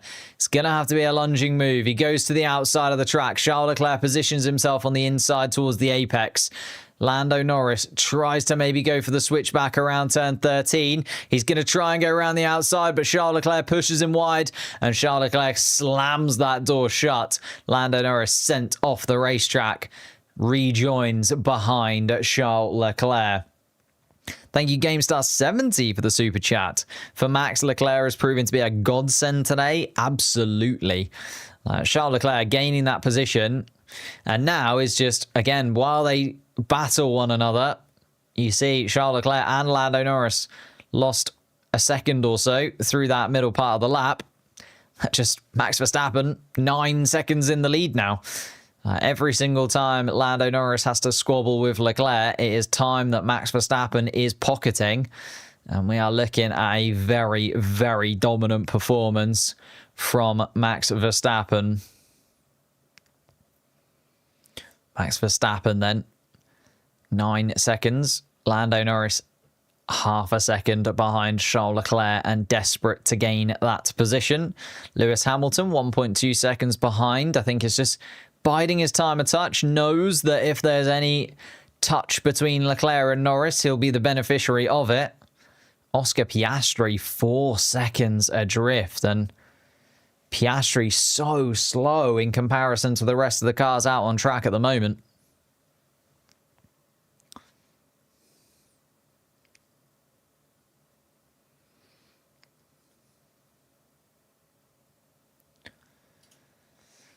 Still nothing in the McLaren pit box, though. Still nothing at the Ferrari pit box either. Charles Leclerc on the soft compound tyre, remember. Lando Norris still looking at the back of Charles Leclerc. Just feels closer and closer. But then coming through this final sector, Charles Leclerc is able to do just enough. Turn 17, 18. Braking zone of 19 has got just enough grip to keep Lando Norris at bay. Knowing that even with the DRS up towards turn 1, Lando Norris can't make a move up the hill. And then Charles Leclerc able to escape away through the S's also just enough by the time they get to turn 11. Lando Norris isn't quite close enough. Let's see what he can do on lap 21 of this Grand Prix then. Can he finally make a move? Ooh. And Lando Norris gets another strike. So that is 3 track limits infringements for Lando Norris. Another strike and it will be a penalty for him. Isaac Hadjar also having to play it safe. And black and white flag for Lando Norris. Thank you, Tim Ash, for the 99 cents. Appreciate that. Charles Leclerc now way closer Lando Norris this time around. Surely this is going to be the chance. Within 0.4 of a second, Lando Norris as he opens the DRS.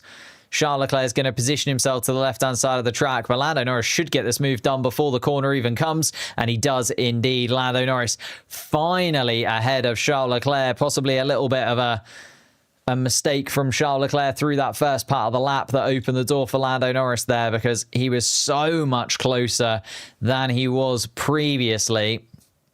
And Lando Norris does indeed get back up into second place where he started the Grand Prix, but also is 10 seconds adrift of the current leader, Max Verstappen. And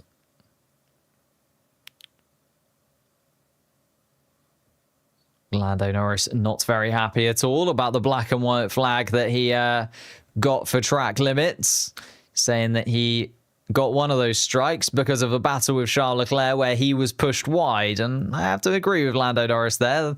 The one that he got for going off at turn 13 does feel a little bit harsh, considering Charles Leclerc closed the door on him. But track limits be track limits, I guess. And Oscar Piastri is finally gaining a little bit of pace on Lewis Hamilton at this point.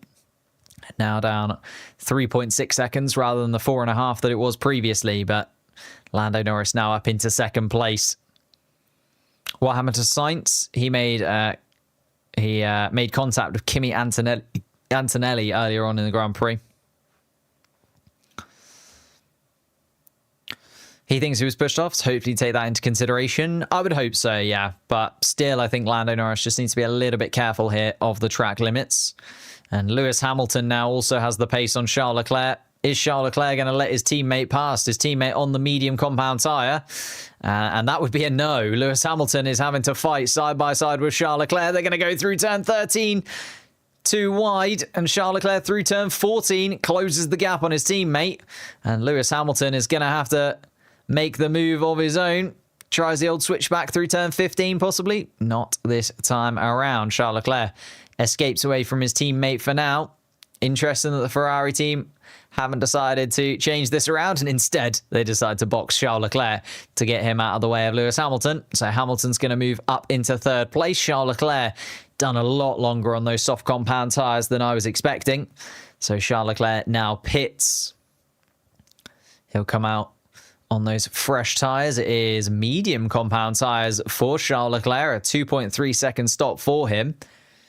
And this could play into Charles Leclerc's favour a little bit. Everyone else is likely to go onto the hard compound tyre, you would imagine.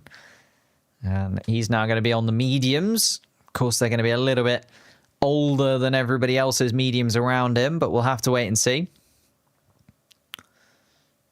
Ferrari have done Max Verstappen a dream job here, because Lando Norris now still over 10 seconds adrift of the race leader. Brand new medium set of tyres for Charles Leclerc, who comes out in a nice little gap actually behind Nico Hülkenberg. He's got 5 seconds of track to run into, and he knows that a lot of those cars in front of him will be pitting fairly soon as well. You're looking at Hülkenberg and Behrman and Tsunoda. They all started on the medium compound tyre, and they've all been in the traffic of the midfield. So I'd imagine those medium compound tyres are not going to last that many laps longer by the time Charles Leclerc catches up to the back of them. Max having a little Sunday drive. Yeah, it does feel that way, doesn't it? Just absolutely flying is Max Verstappen at this point, disappearing into the distance, and nowhere close to anybody else at this point in the Grand Prix as Max Verstappen, but that's where he has ended up being. I'll try and reset the map once again.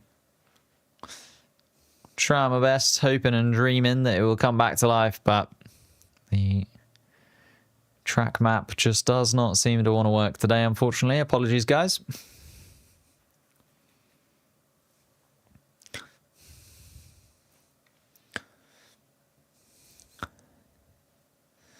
Lewis Hamilton in P3, 3 seconds behind Lando Norris, but really seeming to go for it now. So possibly the end of those medium compound tyres coming soon for Lewis Hamilton, because he seems to be rinsing the final little bit of life out of them. You can see that front right tyre is really showing the graining, and actually the front left as well. These little bumps and bruises that you can see on the tyres as they come through that middle part of the lap. Max Verstappen leisurely at this point.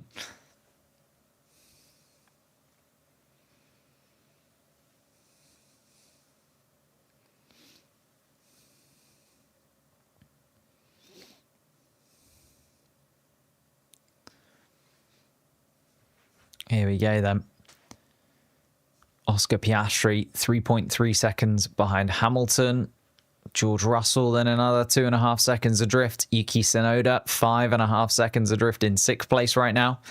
Charles Leclerc, the only driver in the top 10 to have pitted so far though. So we're kind of just waiting on the pit stops at this point in the Grand Prix. Gonna have to wait for them to shuffle into position. How impressive from Tsunoda. It's been a very good drive, actually. Like, he's been the beneficiary of the Carlos Sainz, Kimi Antonelli bump, but give him his credit, he also got ahead of the likes of Behrman and Alonso, and started in 13th place did Yuki Tsunoda. So very, very solid to move up into effectively what is 7th place at this point. I know he's one of the top cars, so you could kind of say he should be, but never guaranteed, as Esteban Ocon comes into the pits ahead of Alex Albon. So Ocon is the next driver to come into pit. Charles Leclerc is gaining pretty considerably on Nico Hülkenberg. The gap was 5 seconds, now down to 2.5. Hülkenberg is still yet to pit though, so Charles Leclerc will be hoping that those medium compound runners ahead will be pitting fairly soon, and then allowing him to gain the advantage of not having to deal with those back markers. Lewis Hamilton is 18.6 seconds ahead of Charles Leclerc being shown there. So Charles Leclerc still effectively running in 3rd place, because he knows that once everybody in front of him stops, unless there's a safety car and they can obviously pit and get a little bit shorter of a stop, it's looking very likely that Charles Leclerc will still pick up a podium place. That is obviously The medium tyres that he's got will be that little bit more rubbered in. Is everybody else just waiting? Lap 26 of the Grand Prix then. Still 30 laps left to play out. And the pit stops yet to come for those medium runners. But everybody's a good chunk behind one another at this point. Let's have a little look at the championship as it stands right now, whilst everyone is pretty much locked into their positions before they pit. Piastri, 12 points for him at the moment. Likely that will drop, though, as Charles Leclerc is running effectively ahead of him. 348 points that would be for him, though. Lando Norris would move up into 332. Max Verstappen up to 306. And 42 points would be the gap between Verstappen and Piastri. As I say, Piastri likely to drop down to 10. So it's going to be 40 points between Verstappen and Piastri for the title. And it is getting very tight indeed. It'll be 14 points between Piastri and Lando Norris. And just think, if Lando Norris hadn't lost those 10 points in Canada and hadn't had that issue in the Netherlands, he would now be leading the Drivers' Championship, but Oscar Piastri still with it in his hands for now, even with a poor showing, it feels like, this afternoon. Looking at Alex Albon fighting Franco Colapinto for position. Can Alex Albon get in front of the Alpine car? And this is the thing that Charles Leclerc has to maybe worry about a little bit. These back markers fighting for position and then maybe making contact with one another as Albon gets very close to the rear end of the Alpine, but judges it perfectly. I was panicked. Alex Albon was not, and Alex Albon gets the position on Franco Colapinto. Ooh, that was a tight move from Alex Albon, but judged to perfection. Verstappen on the radio. Tyres are becoming tricky. Yeah, we think maybe conditions are changing a little bit here, Max, is what GP tells his driver over the radio. Piastri's dropping the ball. I think Piastri's just having a tough weekend. He's never been amazing here in Texas. Well, in the 2 Grand Prix that we've seen. Max. It's a good thing for Max, though, that it is a longer lap around here. He hasn't got any back markers to deal with. So even if those tyres are starting to go off a touch, he's still got a lot of clean air in front of him. And he can wait for the majority of the back markers to pit as well, so that when he pits, he won't run into them for another chunk of time. Hamilton on the podium, yes, but won't be.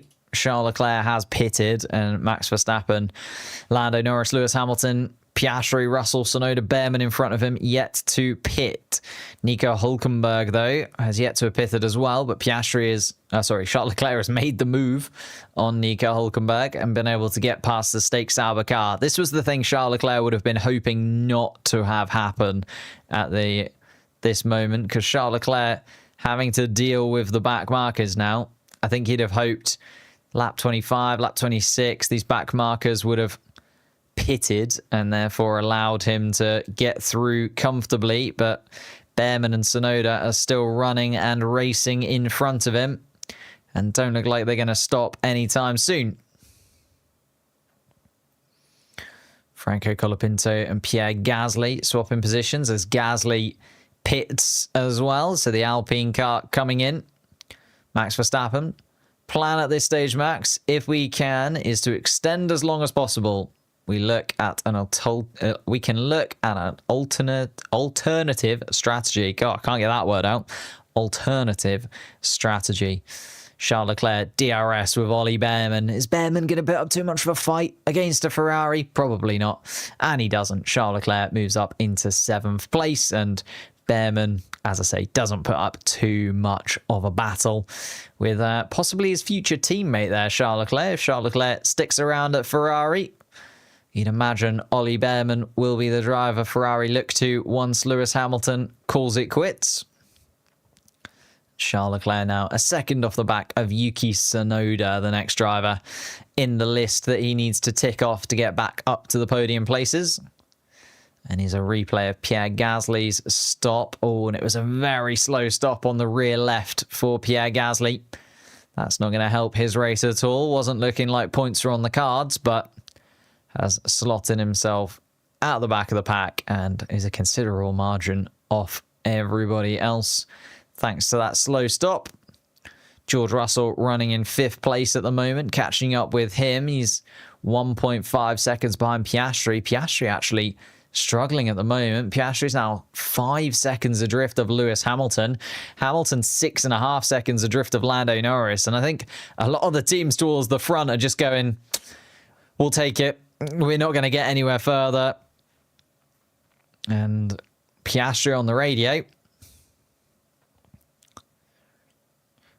Piastri on the radio. Thoughts on a soft to get to the end from here? Piastri says unlikely. And again, we're seeing the tyre degradation is absolutely, well, nowhere, to be honest, as Charles Leclerc tries to make a move on Yuki Tsunoda. Tsunoda, though, putting up a fight, knowing that Charles Leclerc will be fighting for those podium places. And someone needs to tell Yuki Tsunoda that Max Verstappen is more than far enough ahead, because he doesn't really need to put up a battle with Charles Leclerc. He's not really racing him this afternoon, but Charles Leclerc, even with Yuki Tsunoda putting up a fight, able to get past him fairly comfortably, and Charles Leclerc up into 6th place.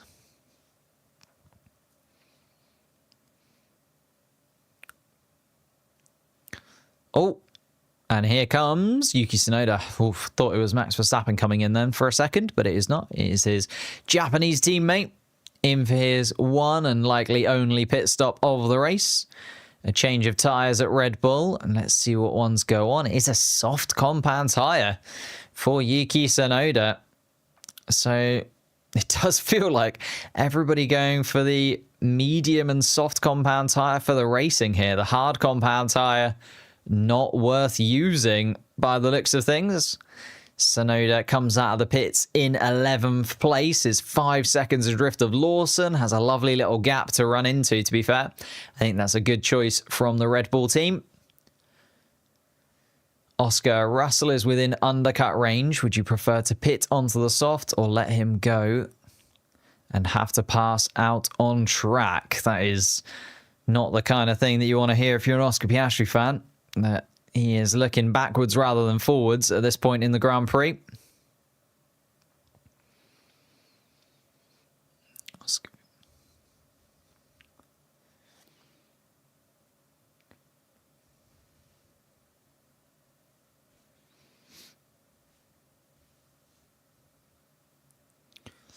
Oscar Piastri is going to be coming in by the looks of things. Box for Oscar Piastri.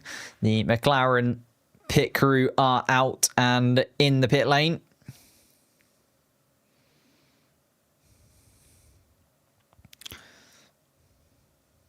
Oh, and Piastri there then. I think Mercedes were thinking about coming in, but allowing George Russell to continue on then. George Russell does indeed continue. Let's see where Piastri is going to come out. He's going to come out behind Nico Hülkenberg by 7 seconds.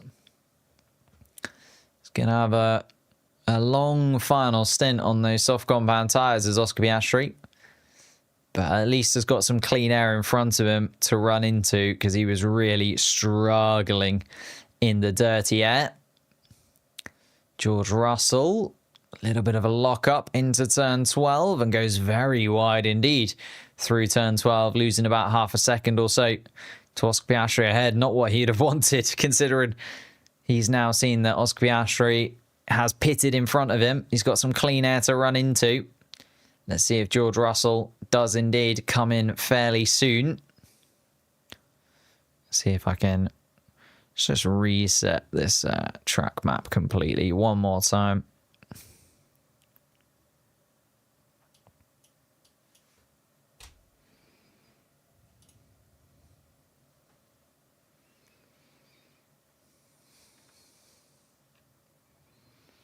Still a couple of laps behind, isn't it? The track map. Lewis Hamilton coming into the pits. Hamilton then deciding that now is the time. Charles Leclerc is going to get that position back from his teammate. And therefore, Charles Leclerc gleaming at this point, I'd imagine, because he's been waiting for everybody in front of him to pit. George Russell 15 seconds behind Lando Norris in second spot.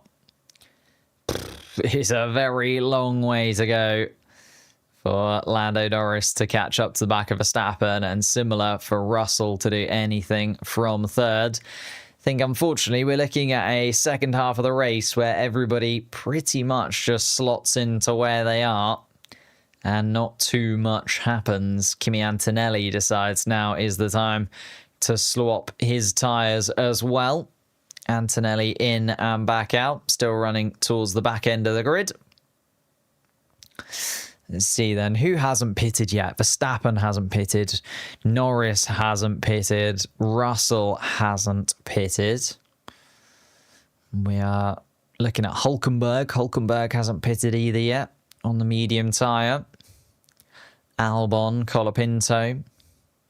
But the majority of drivers starting to shuffle into their positions, and Lando Norris struggling on those tyres and gets the call to box this lap. Lando Norris has had enough of those mediums, tried to elongate as long as he possibly could. Goes on to a set of soft compound tyres as well, Lando Norris. It's a 3.8 second stop. George Russell is going to be able to get ahead just for now. Yes, he is indeed. There is George Russell. Goes through.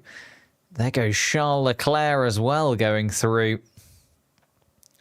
So it's just made that afternoon drive for Lando Norris just that bit more tricky once more, as Lando Norris now has to get past Charles Leclerc out on track once again. Charles Leclerc going from the soft to the medium. Lando Norris from the medium to the soft. But Lando Norris back down to effectively running in third place. Max Verstappen looks to be boxing at this point. Makes sense. He has got more than enough of a gap to George Russell behind. 25 seconds the gap between Verstappen and Russell at this point. And Lando Norris, is this why he decided to come in? Yeah, he's completely flat spotted that front left tyre trying to go through turn 12. He'd have had a big vibration through there as well, and that might have even been one of the reasons he ended up so far behind Charles Leclerc. He's 4 seconds adrift of the Ferrari, but here comes Max Verstappen then, lap 33 of this Grand Prix. Make that 34 as he comes into the pits and ticks over the start line. And very solid stop from Red Bull, a 2.6 second stop. George Russell is only just coming around the final corner. Will George Russell actually get in front of Max Verstappen? Oh, sorry, that's not even the final corner for George Russell. It's the penultimate corner. And then he's into the pits anyway. So we will not see whether George Russell might have just snuck in front of Max Verstappen. Unlikely, considering the gap between the two of them. But Russell is in and back out. Nico Hülkenberg also pits for Stakes Albert. Let's hope he doesn't get in the way of George Russell. He doesn't. Just about enough space for Russell to run out and be okay. Piastri gets back past once again. And George Russell is going to slot back in to 6th place. So we are back where we started, really. Verstappen, Leclerc, Norris, our top three. Hamilton in 4th, Piastri in 5th, and George Russell in 6th, with Tsunoda, the closest competitor, behind in 7th spot. Ollie Behrman best of the rest. Nico Hülkenberg in 9th, and Alex Albon has done a sublime job once again to get into 10th place. Problem is, if those medium tyres are going to last until the end of this Grand Prix. It's Franco Colapinto yet to have pitted behind. Gabriel Bortoleto also pitted very, very early, by the way. So Fernando Alonso is within touching distance of a possible point scoring place, as Franco Colapinto does eventually pit. So he's going to go all the way to the back of the pack.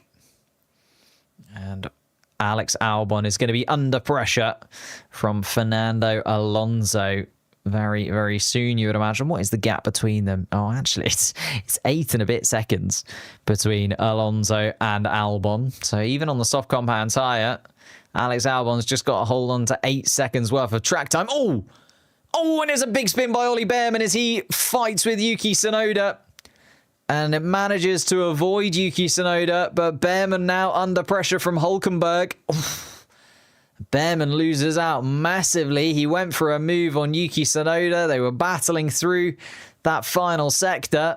It does feel like everybody is getting brave through turn 13, 14 and 15 today. And Ollie Bearman sent for a spin as he went over the bumps. And Nico Hulkenberg is now going to mount a challenge on Ollie Bearman. Bearman just went way too deep into turn 14. And Yuki Tsunoda changes direction, possibly mid-maneuver. And Ollie Bearman, that is indeed what he said. He moved under braking. And yeah, it does... I don't know. Yuki Tsunoda does make a little bit of a lunge to the right-hand side. But Ollie Bearman then has to get out of the way and go across the grass. It's a big bounce over the bumps for Ollie Bearman. And there we go.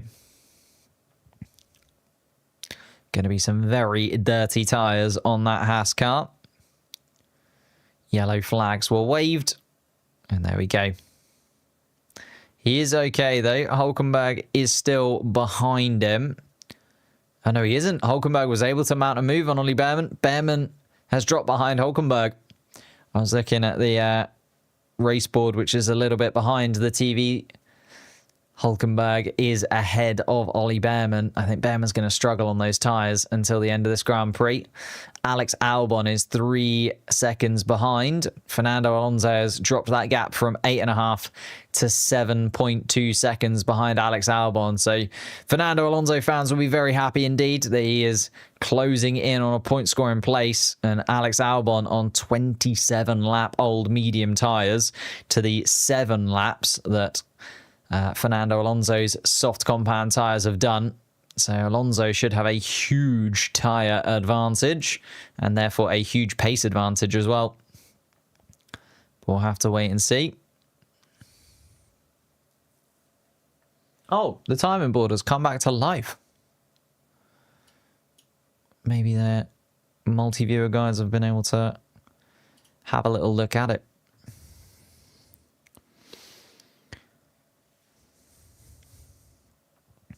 Lando Norris closing into the back of Charles Leclerc once again. Needs to get a little bit closer, does Lando Norris, if he's really going to go for it.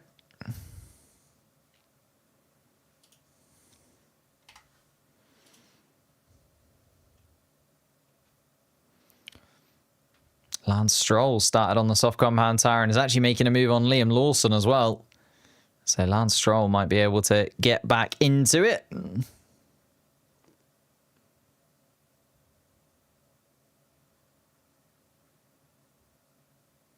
Charles Leclerc and Lando Norris fighting it out. Charles Leclerc will know that Lando Norris has also got to deal with some track limits infringements.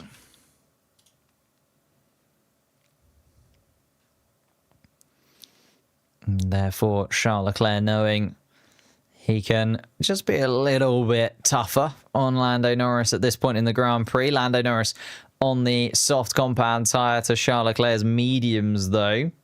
So we'll have a little bit of a tyre advantage in Lando Norris's favour. Lando Norris has got past Charles Leclerc once. Can he get past him again is the question now. As Max Verstappen only 6.5 seconds up the road. Maybe struggling a little bit more on these soft compound tyres, or possibly just taking it a little bit easy, knowing that he's got the gap to the cars behind. Lewis Hamilton 9.6 seconds adrift of Norris, so feels like that is done and dusted. Piastri 6.2 seconds in 5th place as well. George Russell 2.3 seconds. Chances of George Russell making a move possibly. Lando Norris not close enough this time around, in my opinion, to make a move on Charles Leclerc, but in DRS range once again and closing the gap to the Monegasque man.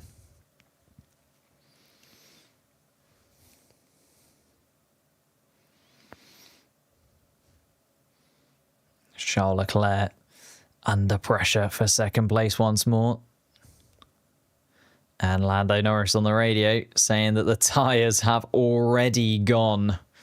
So not very happy at all that he is on the soft compound tyre possibly. And this is the thing, Charles Leclerc on the mediums, maybe Lando Norris's tyres get him past, but if he then also loses some time because those tyres start to fall away from him, we start to have Charles Leclerc with the possibility of gaining pace, and we could see Lando Norris overtake Leclerc for then Leclerc to overtake Norris a little bit later on. 15 lap he's got left to go. Black and white flag for Kimi Antonelli now. It's a lot of track limits. Lando Norris, Gabriel Bortoleto, Isaac Hadjar, Kimi Antonelli, Alex Albon, all with black and white flags for track limit infringement. Stroll, Colapinto, Piastri also with 2 strikes each. Verstappen on the radio. Lando complaining about tyres now. This will be more fragile. So, Lando Norris possibly bluffing about his tyres because Red Bull not taking it seriously and Max Verstappen being told to just maintain that gap to to Leclerc and Norris behind. 6.5 seconds is the current gap. Doesn't need to do anything drastic to elongate that at this point in the Grand Prix. Lewis Hamilton then 10 seconds adrift in 4th spot.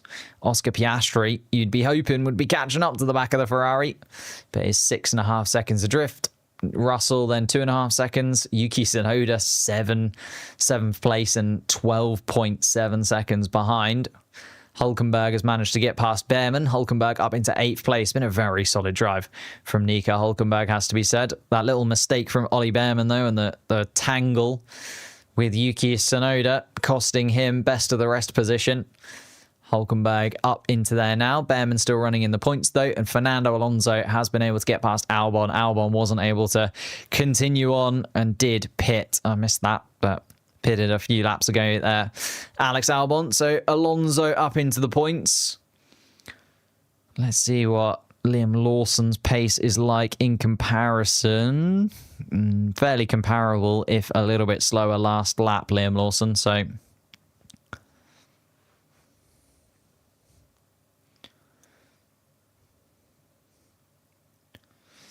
6-second lead. Yeah, it's a pretty heavy 6-second lead, isn't it?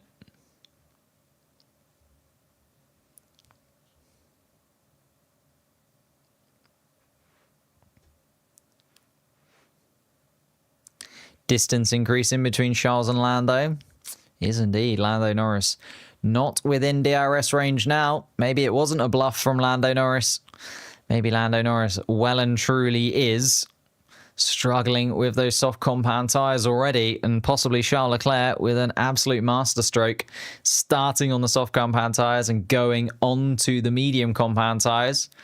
Might have been the better of the two strategies. He had to really defend and hold position for second place during that first stint. Eventually lost out to Norris, but as soon as he lost out to Norris, got himself in the pits, got those fresher tyres on, gained the position through the pit stops, did Charles Leclerc. And now Lando Norris struggling behind the Ferrari once again. Just edging away as well. Max Verstappen was 6.5 seconds, now closing in on 7-second gap between Verstappen and Leclerc. Hamilton is actually closing up to the back of Norris now. Lando Norris could be in a real sticky situation. Max Verstappen, I'm just suddenly sliding a lot. So Max Verstappen really not happy inside of that Red Bull car. And the race leader, Max Verstappen. 11 laps completed on those soft compound tyres, and looking like a comfortable victory for the current world champion. Let's have a little look the Drivers' Championship at this point in the race then, because it's changed just slightly now that everybody has done their pit stops. Oscar Piastri up to 3-4-6, so the gap would be 40 points to Max Verstappen in third, with Verstappen picking up 33 points this weekend, another 25 in this Grand Prix. Lando Norris would jump up to 329, so would be 17 points behind his teammate. Jumping up 5 points, was 22 points before this weekend started. Again, both of them dropping points during the sprint race after the collision between the two. George Russell would jump up to 252. Leclerc and Hamilton would gain points as well in 5th and 6th place, but stay where they are. Big winner would be Nico Hülkenberg. 4 points for him would move him up to 9th place in the driver's standings, and sort of best of the midfield, other than Alex Albon, who's in a league of his own in the midfield drivers. Isaac Hadjar and Carlos Sainz would move out of the way for him. Fernando Alonso gaining a point, though, would keep himself in contention for that best of the rest, other than Alex Albon position that we've got in the standings. Yuki Tsunoda would gain 6 points up to 28 and be on the same as Esteban Ocon. And Ollie Behrman's 2 points gained would move him ahead of Gabriel Bortoleto in the standings as well, is what it looks like at the moment. To be honest, can I see any big changes in the next 13 laps?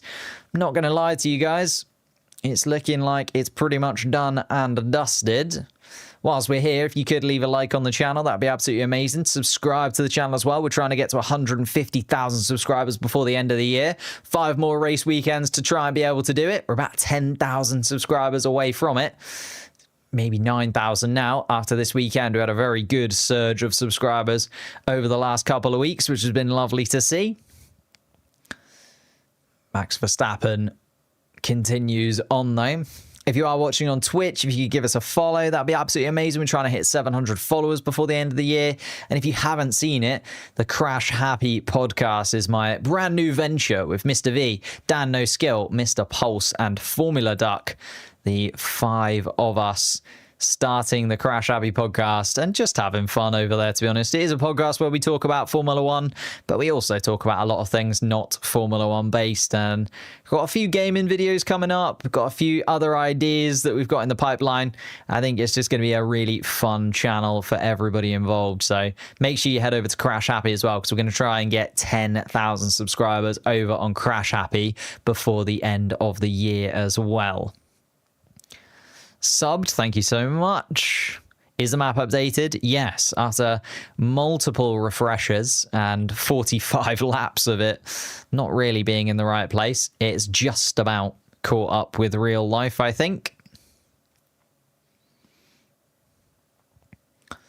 Lando Norris continues on in 3rd place, and he really has fallen away from the back of Charles Leclerc. 2.7 seconds now the gap between Leclerc and Norris. Those tyres struggling in the dirty air behind the Ferrari.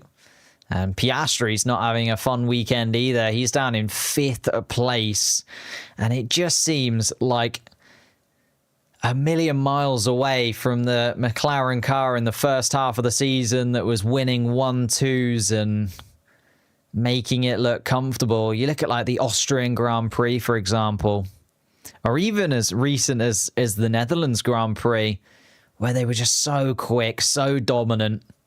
Just feels like a completely different season now for the 2 McLaren cars. And despite absolutely nailing the Constructors' Championship and getting it over the line last time out in Singapore, everything else around them starting to crumble.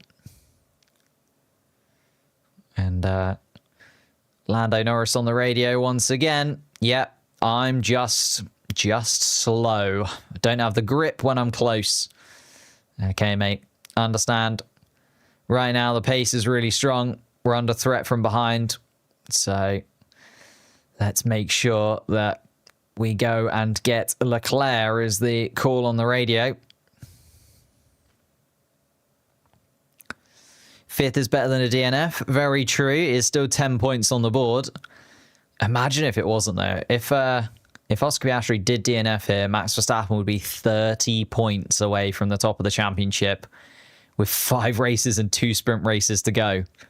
30 points would be I mean, 40 points is getting me a little bit worried, but 30 points would be something completely different.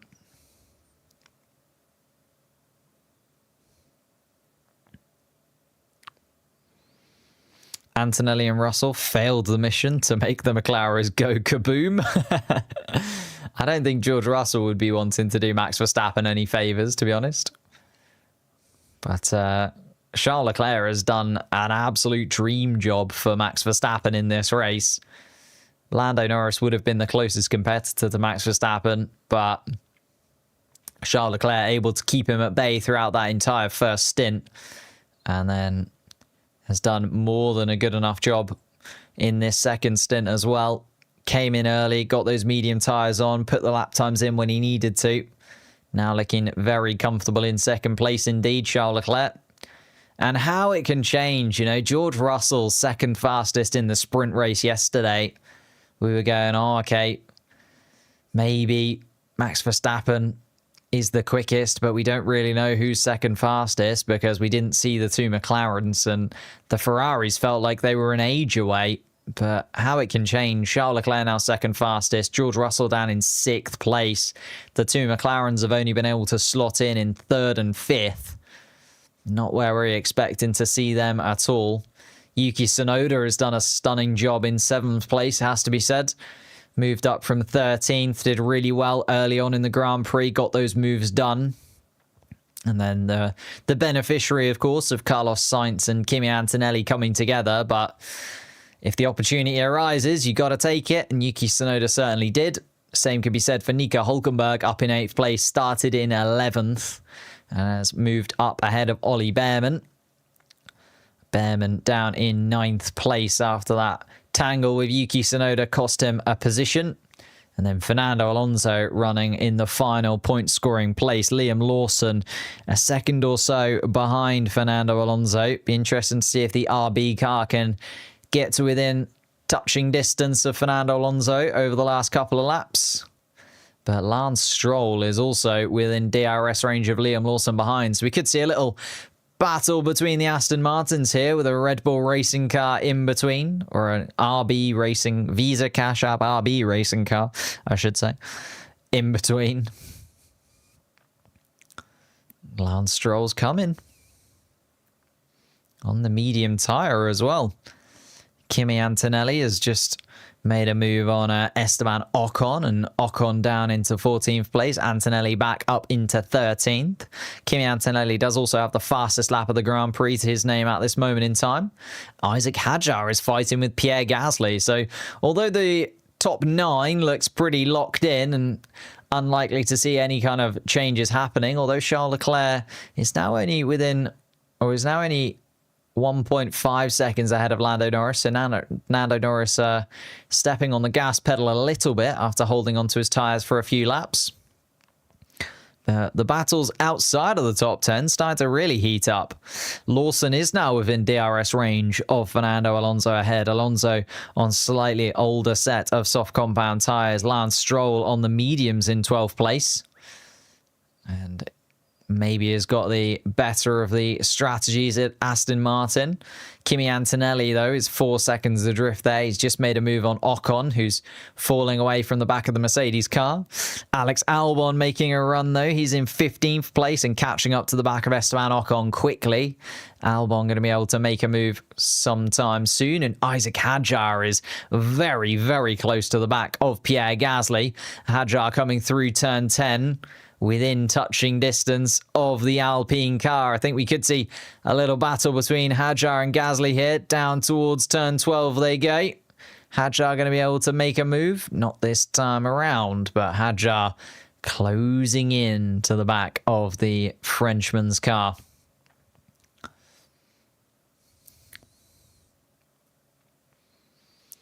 And Verstappen, lap 49 of this Grand Prix.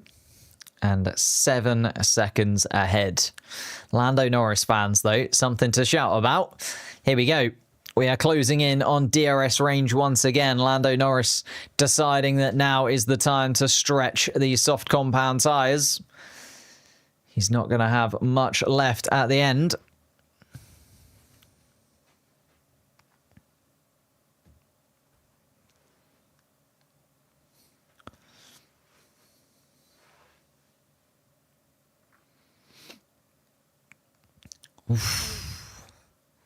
Charles Leclerc and Lando Norris now within a second. And just as I was saying, the top 9 feel like they're locked in. Lando Norris has decided to come back to life once again. George Russell is also close to within 3 seconds of Oscar Piastri, but I can't see him closing that 2.8 second gap in the last 6 laps of this Grand Prix. And Charles Leclerc, a little bit of sliding out of that final corner. It's going to give Lando Norris a little bit of confidence. Lando Norris 0.6 of a second adrift of Leclerc as they come through the first corner. 6 laps then Lando Norris has. 3 points would be gained if he can get past Charles Leclerc here. 3 points that could be massive come Abu Dhabi in just 4 races time. Charles Leclerc still on the podium. Yeah, he would still be on the podium if Lando Norris does get this move done. Don't get me wrong, it's still a good drive from Charles Leclerc and much, much better than we were expecting, especially after we saw the sprint pace from them. But Charles Leclerc won't want to give up this second place very easily. Charles Leclerc's not bothered about Lando Norris gaining 3 points in the championship. Just a little bit too far behind on this occasion, Lando Norris, but now within half a second of Charles Leclerc. Leclerc has seen all the tricks from Lando Norris earlier on in the Grand Prix, so Lando Norris is going to have to get some new tricks out of the bag if he's going to be able to get past. Oh my goodness me, I'm very tense. I really want Lando Norris to make this move, but I just feel like he can't be too overzealous with it. I don't want to see him crash into the side of Charles Leclerc and then completely fall down the order. I suppose it would help out Oscar Piastri. Piastri would gain a position if Lando Norris takes himself out of this Grand Prix, or even takes himself and Leclerc out of this Grand Prix. He goes for it at turn 1. Charles Leclerc caught sleeping, and Charles Leclerc, aware of it though, saw Lando Norris dart the inside of turn 1, and Leclerc gets the switchback. And that's the first time we've seen Lando Norris make a move into turn 1. And I think it caught Charles Leclerc a little bit by surprise, but he was able to react to it. And Charles Leclerc maintains second place for now. They continue through the S's. Lando Norris still within half a second of the Ferrari. And he just saw that little opening, did Lando Norris, but just wasn't quite able to rotate the car quick enough. Whereas Charles Leclerc going that little bit wider at turn 1. Was able to get that move, but Charles Leclerc out of position through that first sector has meant Lando Norris is closer than he has been before. Lando Norris is going to go to the inside of the track at turn 12, and Charles Leclerc is going to have nothing to deal with it. And here goes Lando Norris up the inside at turn 12. Charles Leclerc has a little look at possibly getting back at him through turn 13, but no, Lando Norris has got the move done, and he's up into second place. So another 3 points in the pocket of Lando Norris, and he moves to within 14 points of Oscar Piastri at the top of the standings. Very, very nice move indeed from Lando Norris there. I think actually the move into turn 1 just unsettled Charles Leclerc enough that through that first sector he wasn't quite able to escape in the way that he has previously. Lando Norris on the radio. Charles Leclerc, keep pressure on him as he has 3 strikes. So Charles Leclerc being told, look, let's go for it. Let's try and push him. If we can put him off the racetrack or make him make a mistake, he will get that 5-second penalty. And Charles Leclerc dropping down into P3 then. Lewis Hamilton still P4, Oscar Piastri still P5. George Russell hasn't been able to get any closer to Oscar Piastri. He's still in 6th place.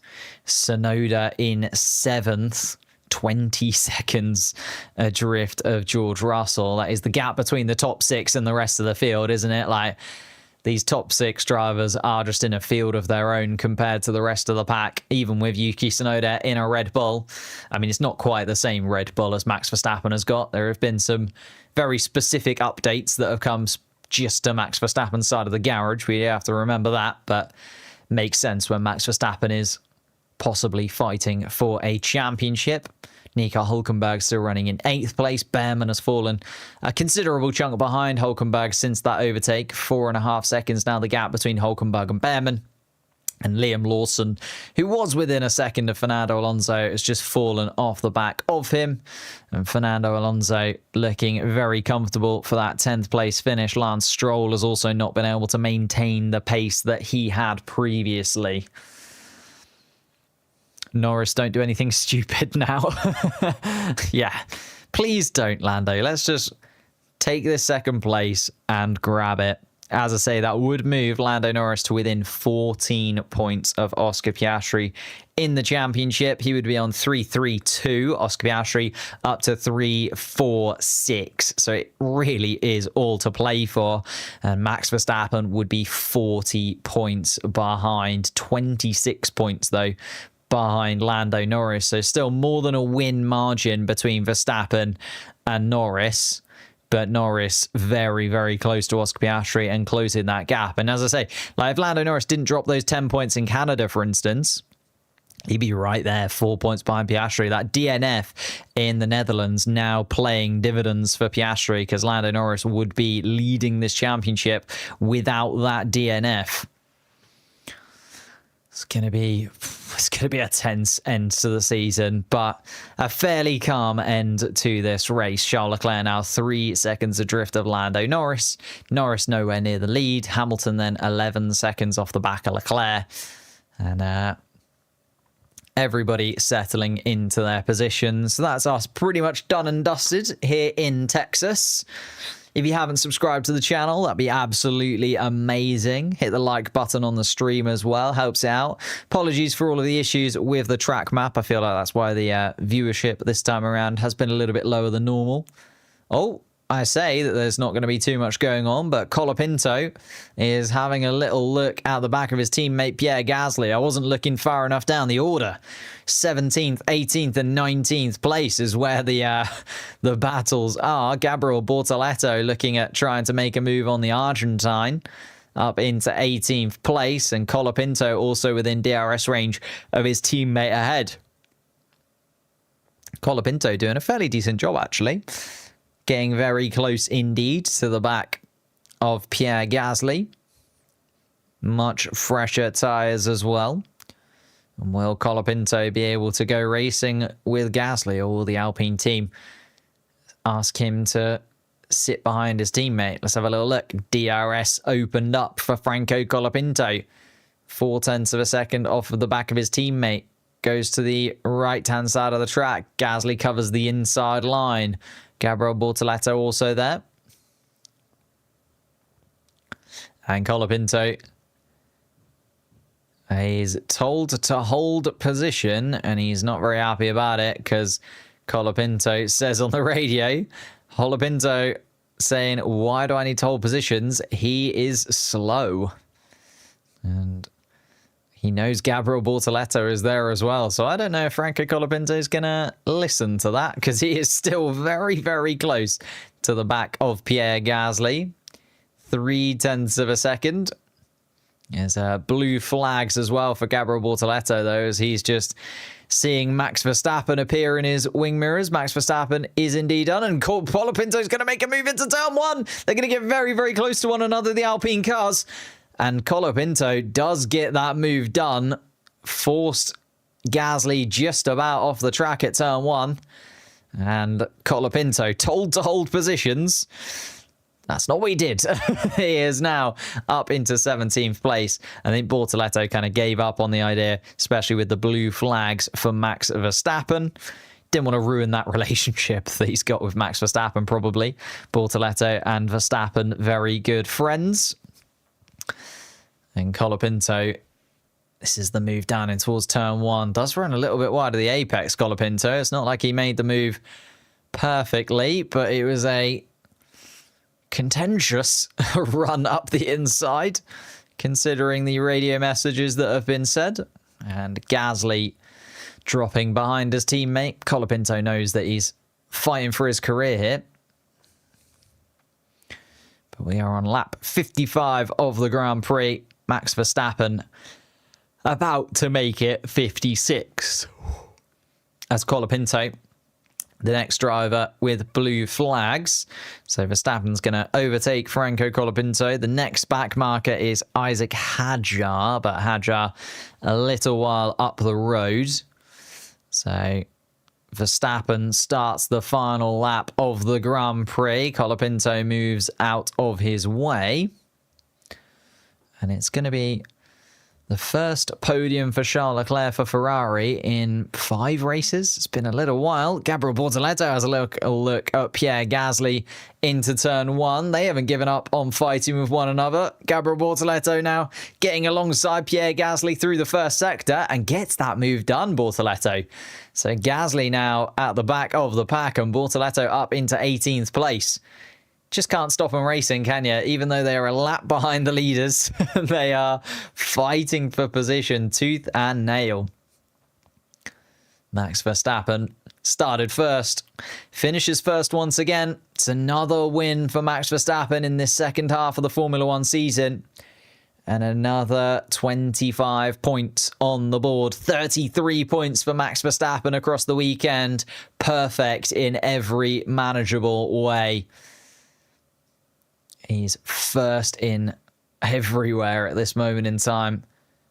Back-to-back wins across this weekend. Missed out on the win to George Russell in Singapore, but then one in Monza, one in Azerbaijan.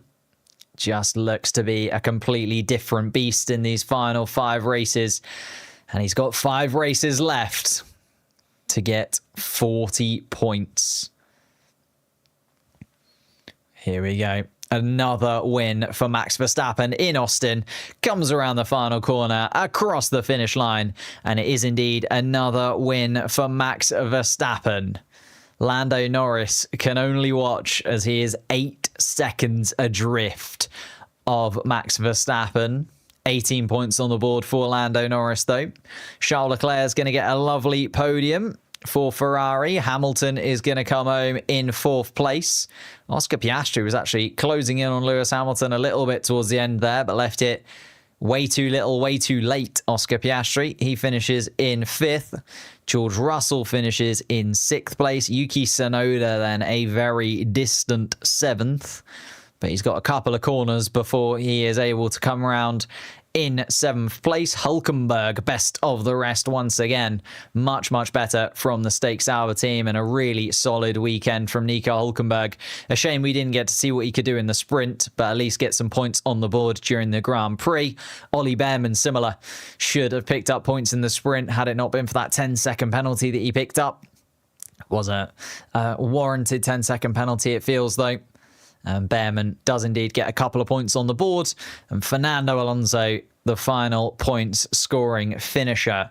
Liam Lawson, Lance Stroll, Antonelli, Albon, Ocon, Hadjar, Colapinto, Bortoleto and Gasly finish the race outside of the points. The one and only retirement from the Grand Prix, Carlos Sainz, after his collision with Kimi Antonelli early on in the Grand Prix that brought out the virtual safety car. Thank you guys so much for watching.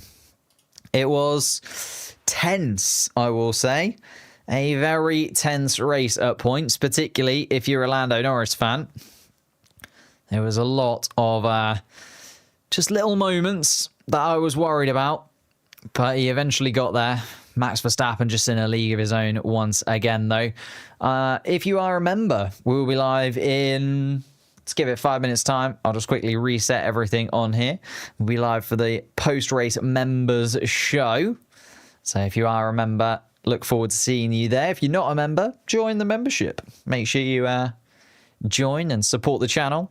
Leave a like on the stream as well. Subscribe if you're new. Subscribe to Crash Happy if you haven't already. If you're watching us over on Twitch, leave us a follow. Trying to get 700 followers before the end of the season. We're up to 676. So dropping a follow would be absolutely magic. But I will say goodbye for now. I will see you in a week's time for the Mexican Grand Prix. Oh, I hit the button way too early there. But I will see you next time for the Mexican Grand Prix. Enjoy. Goodbye. Have a lovely week.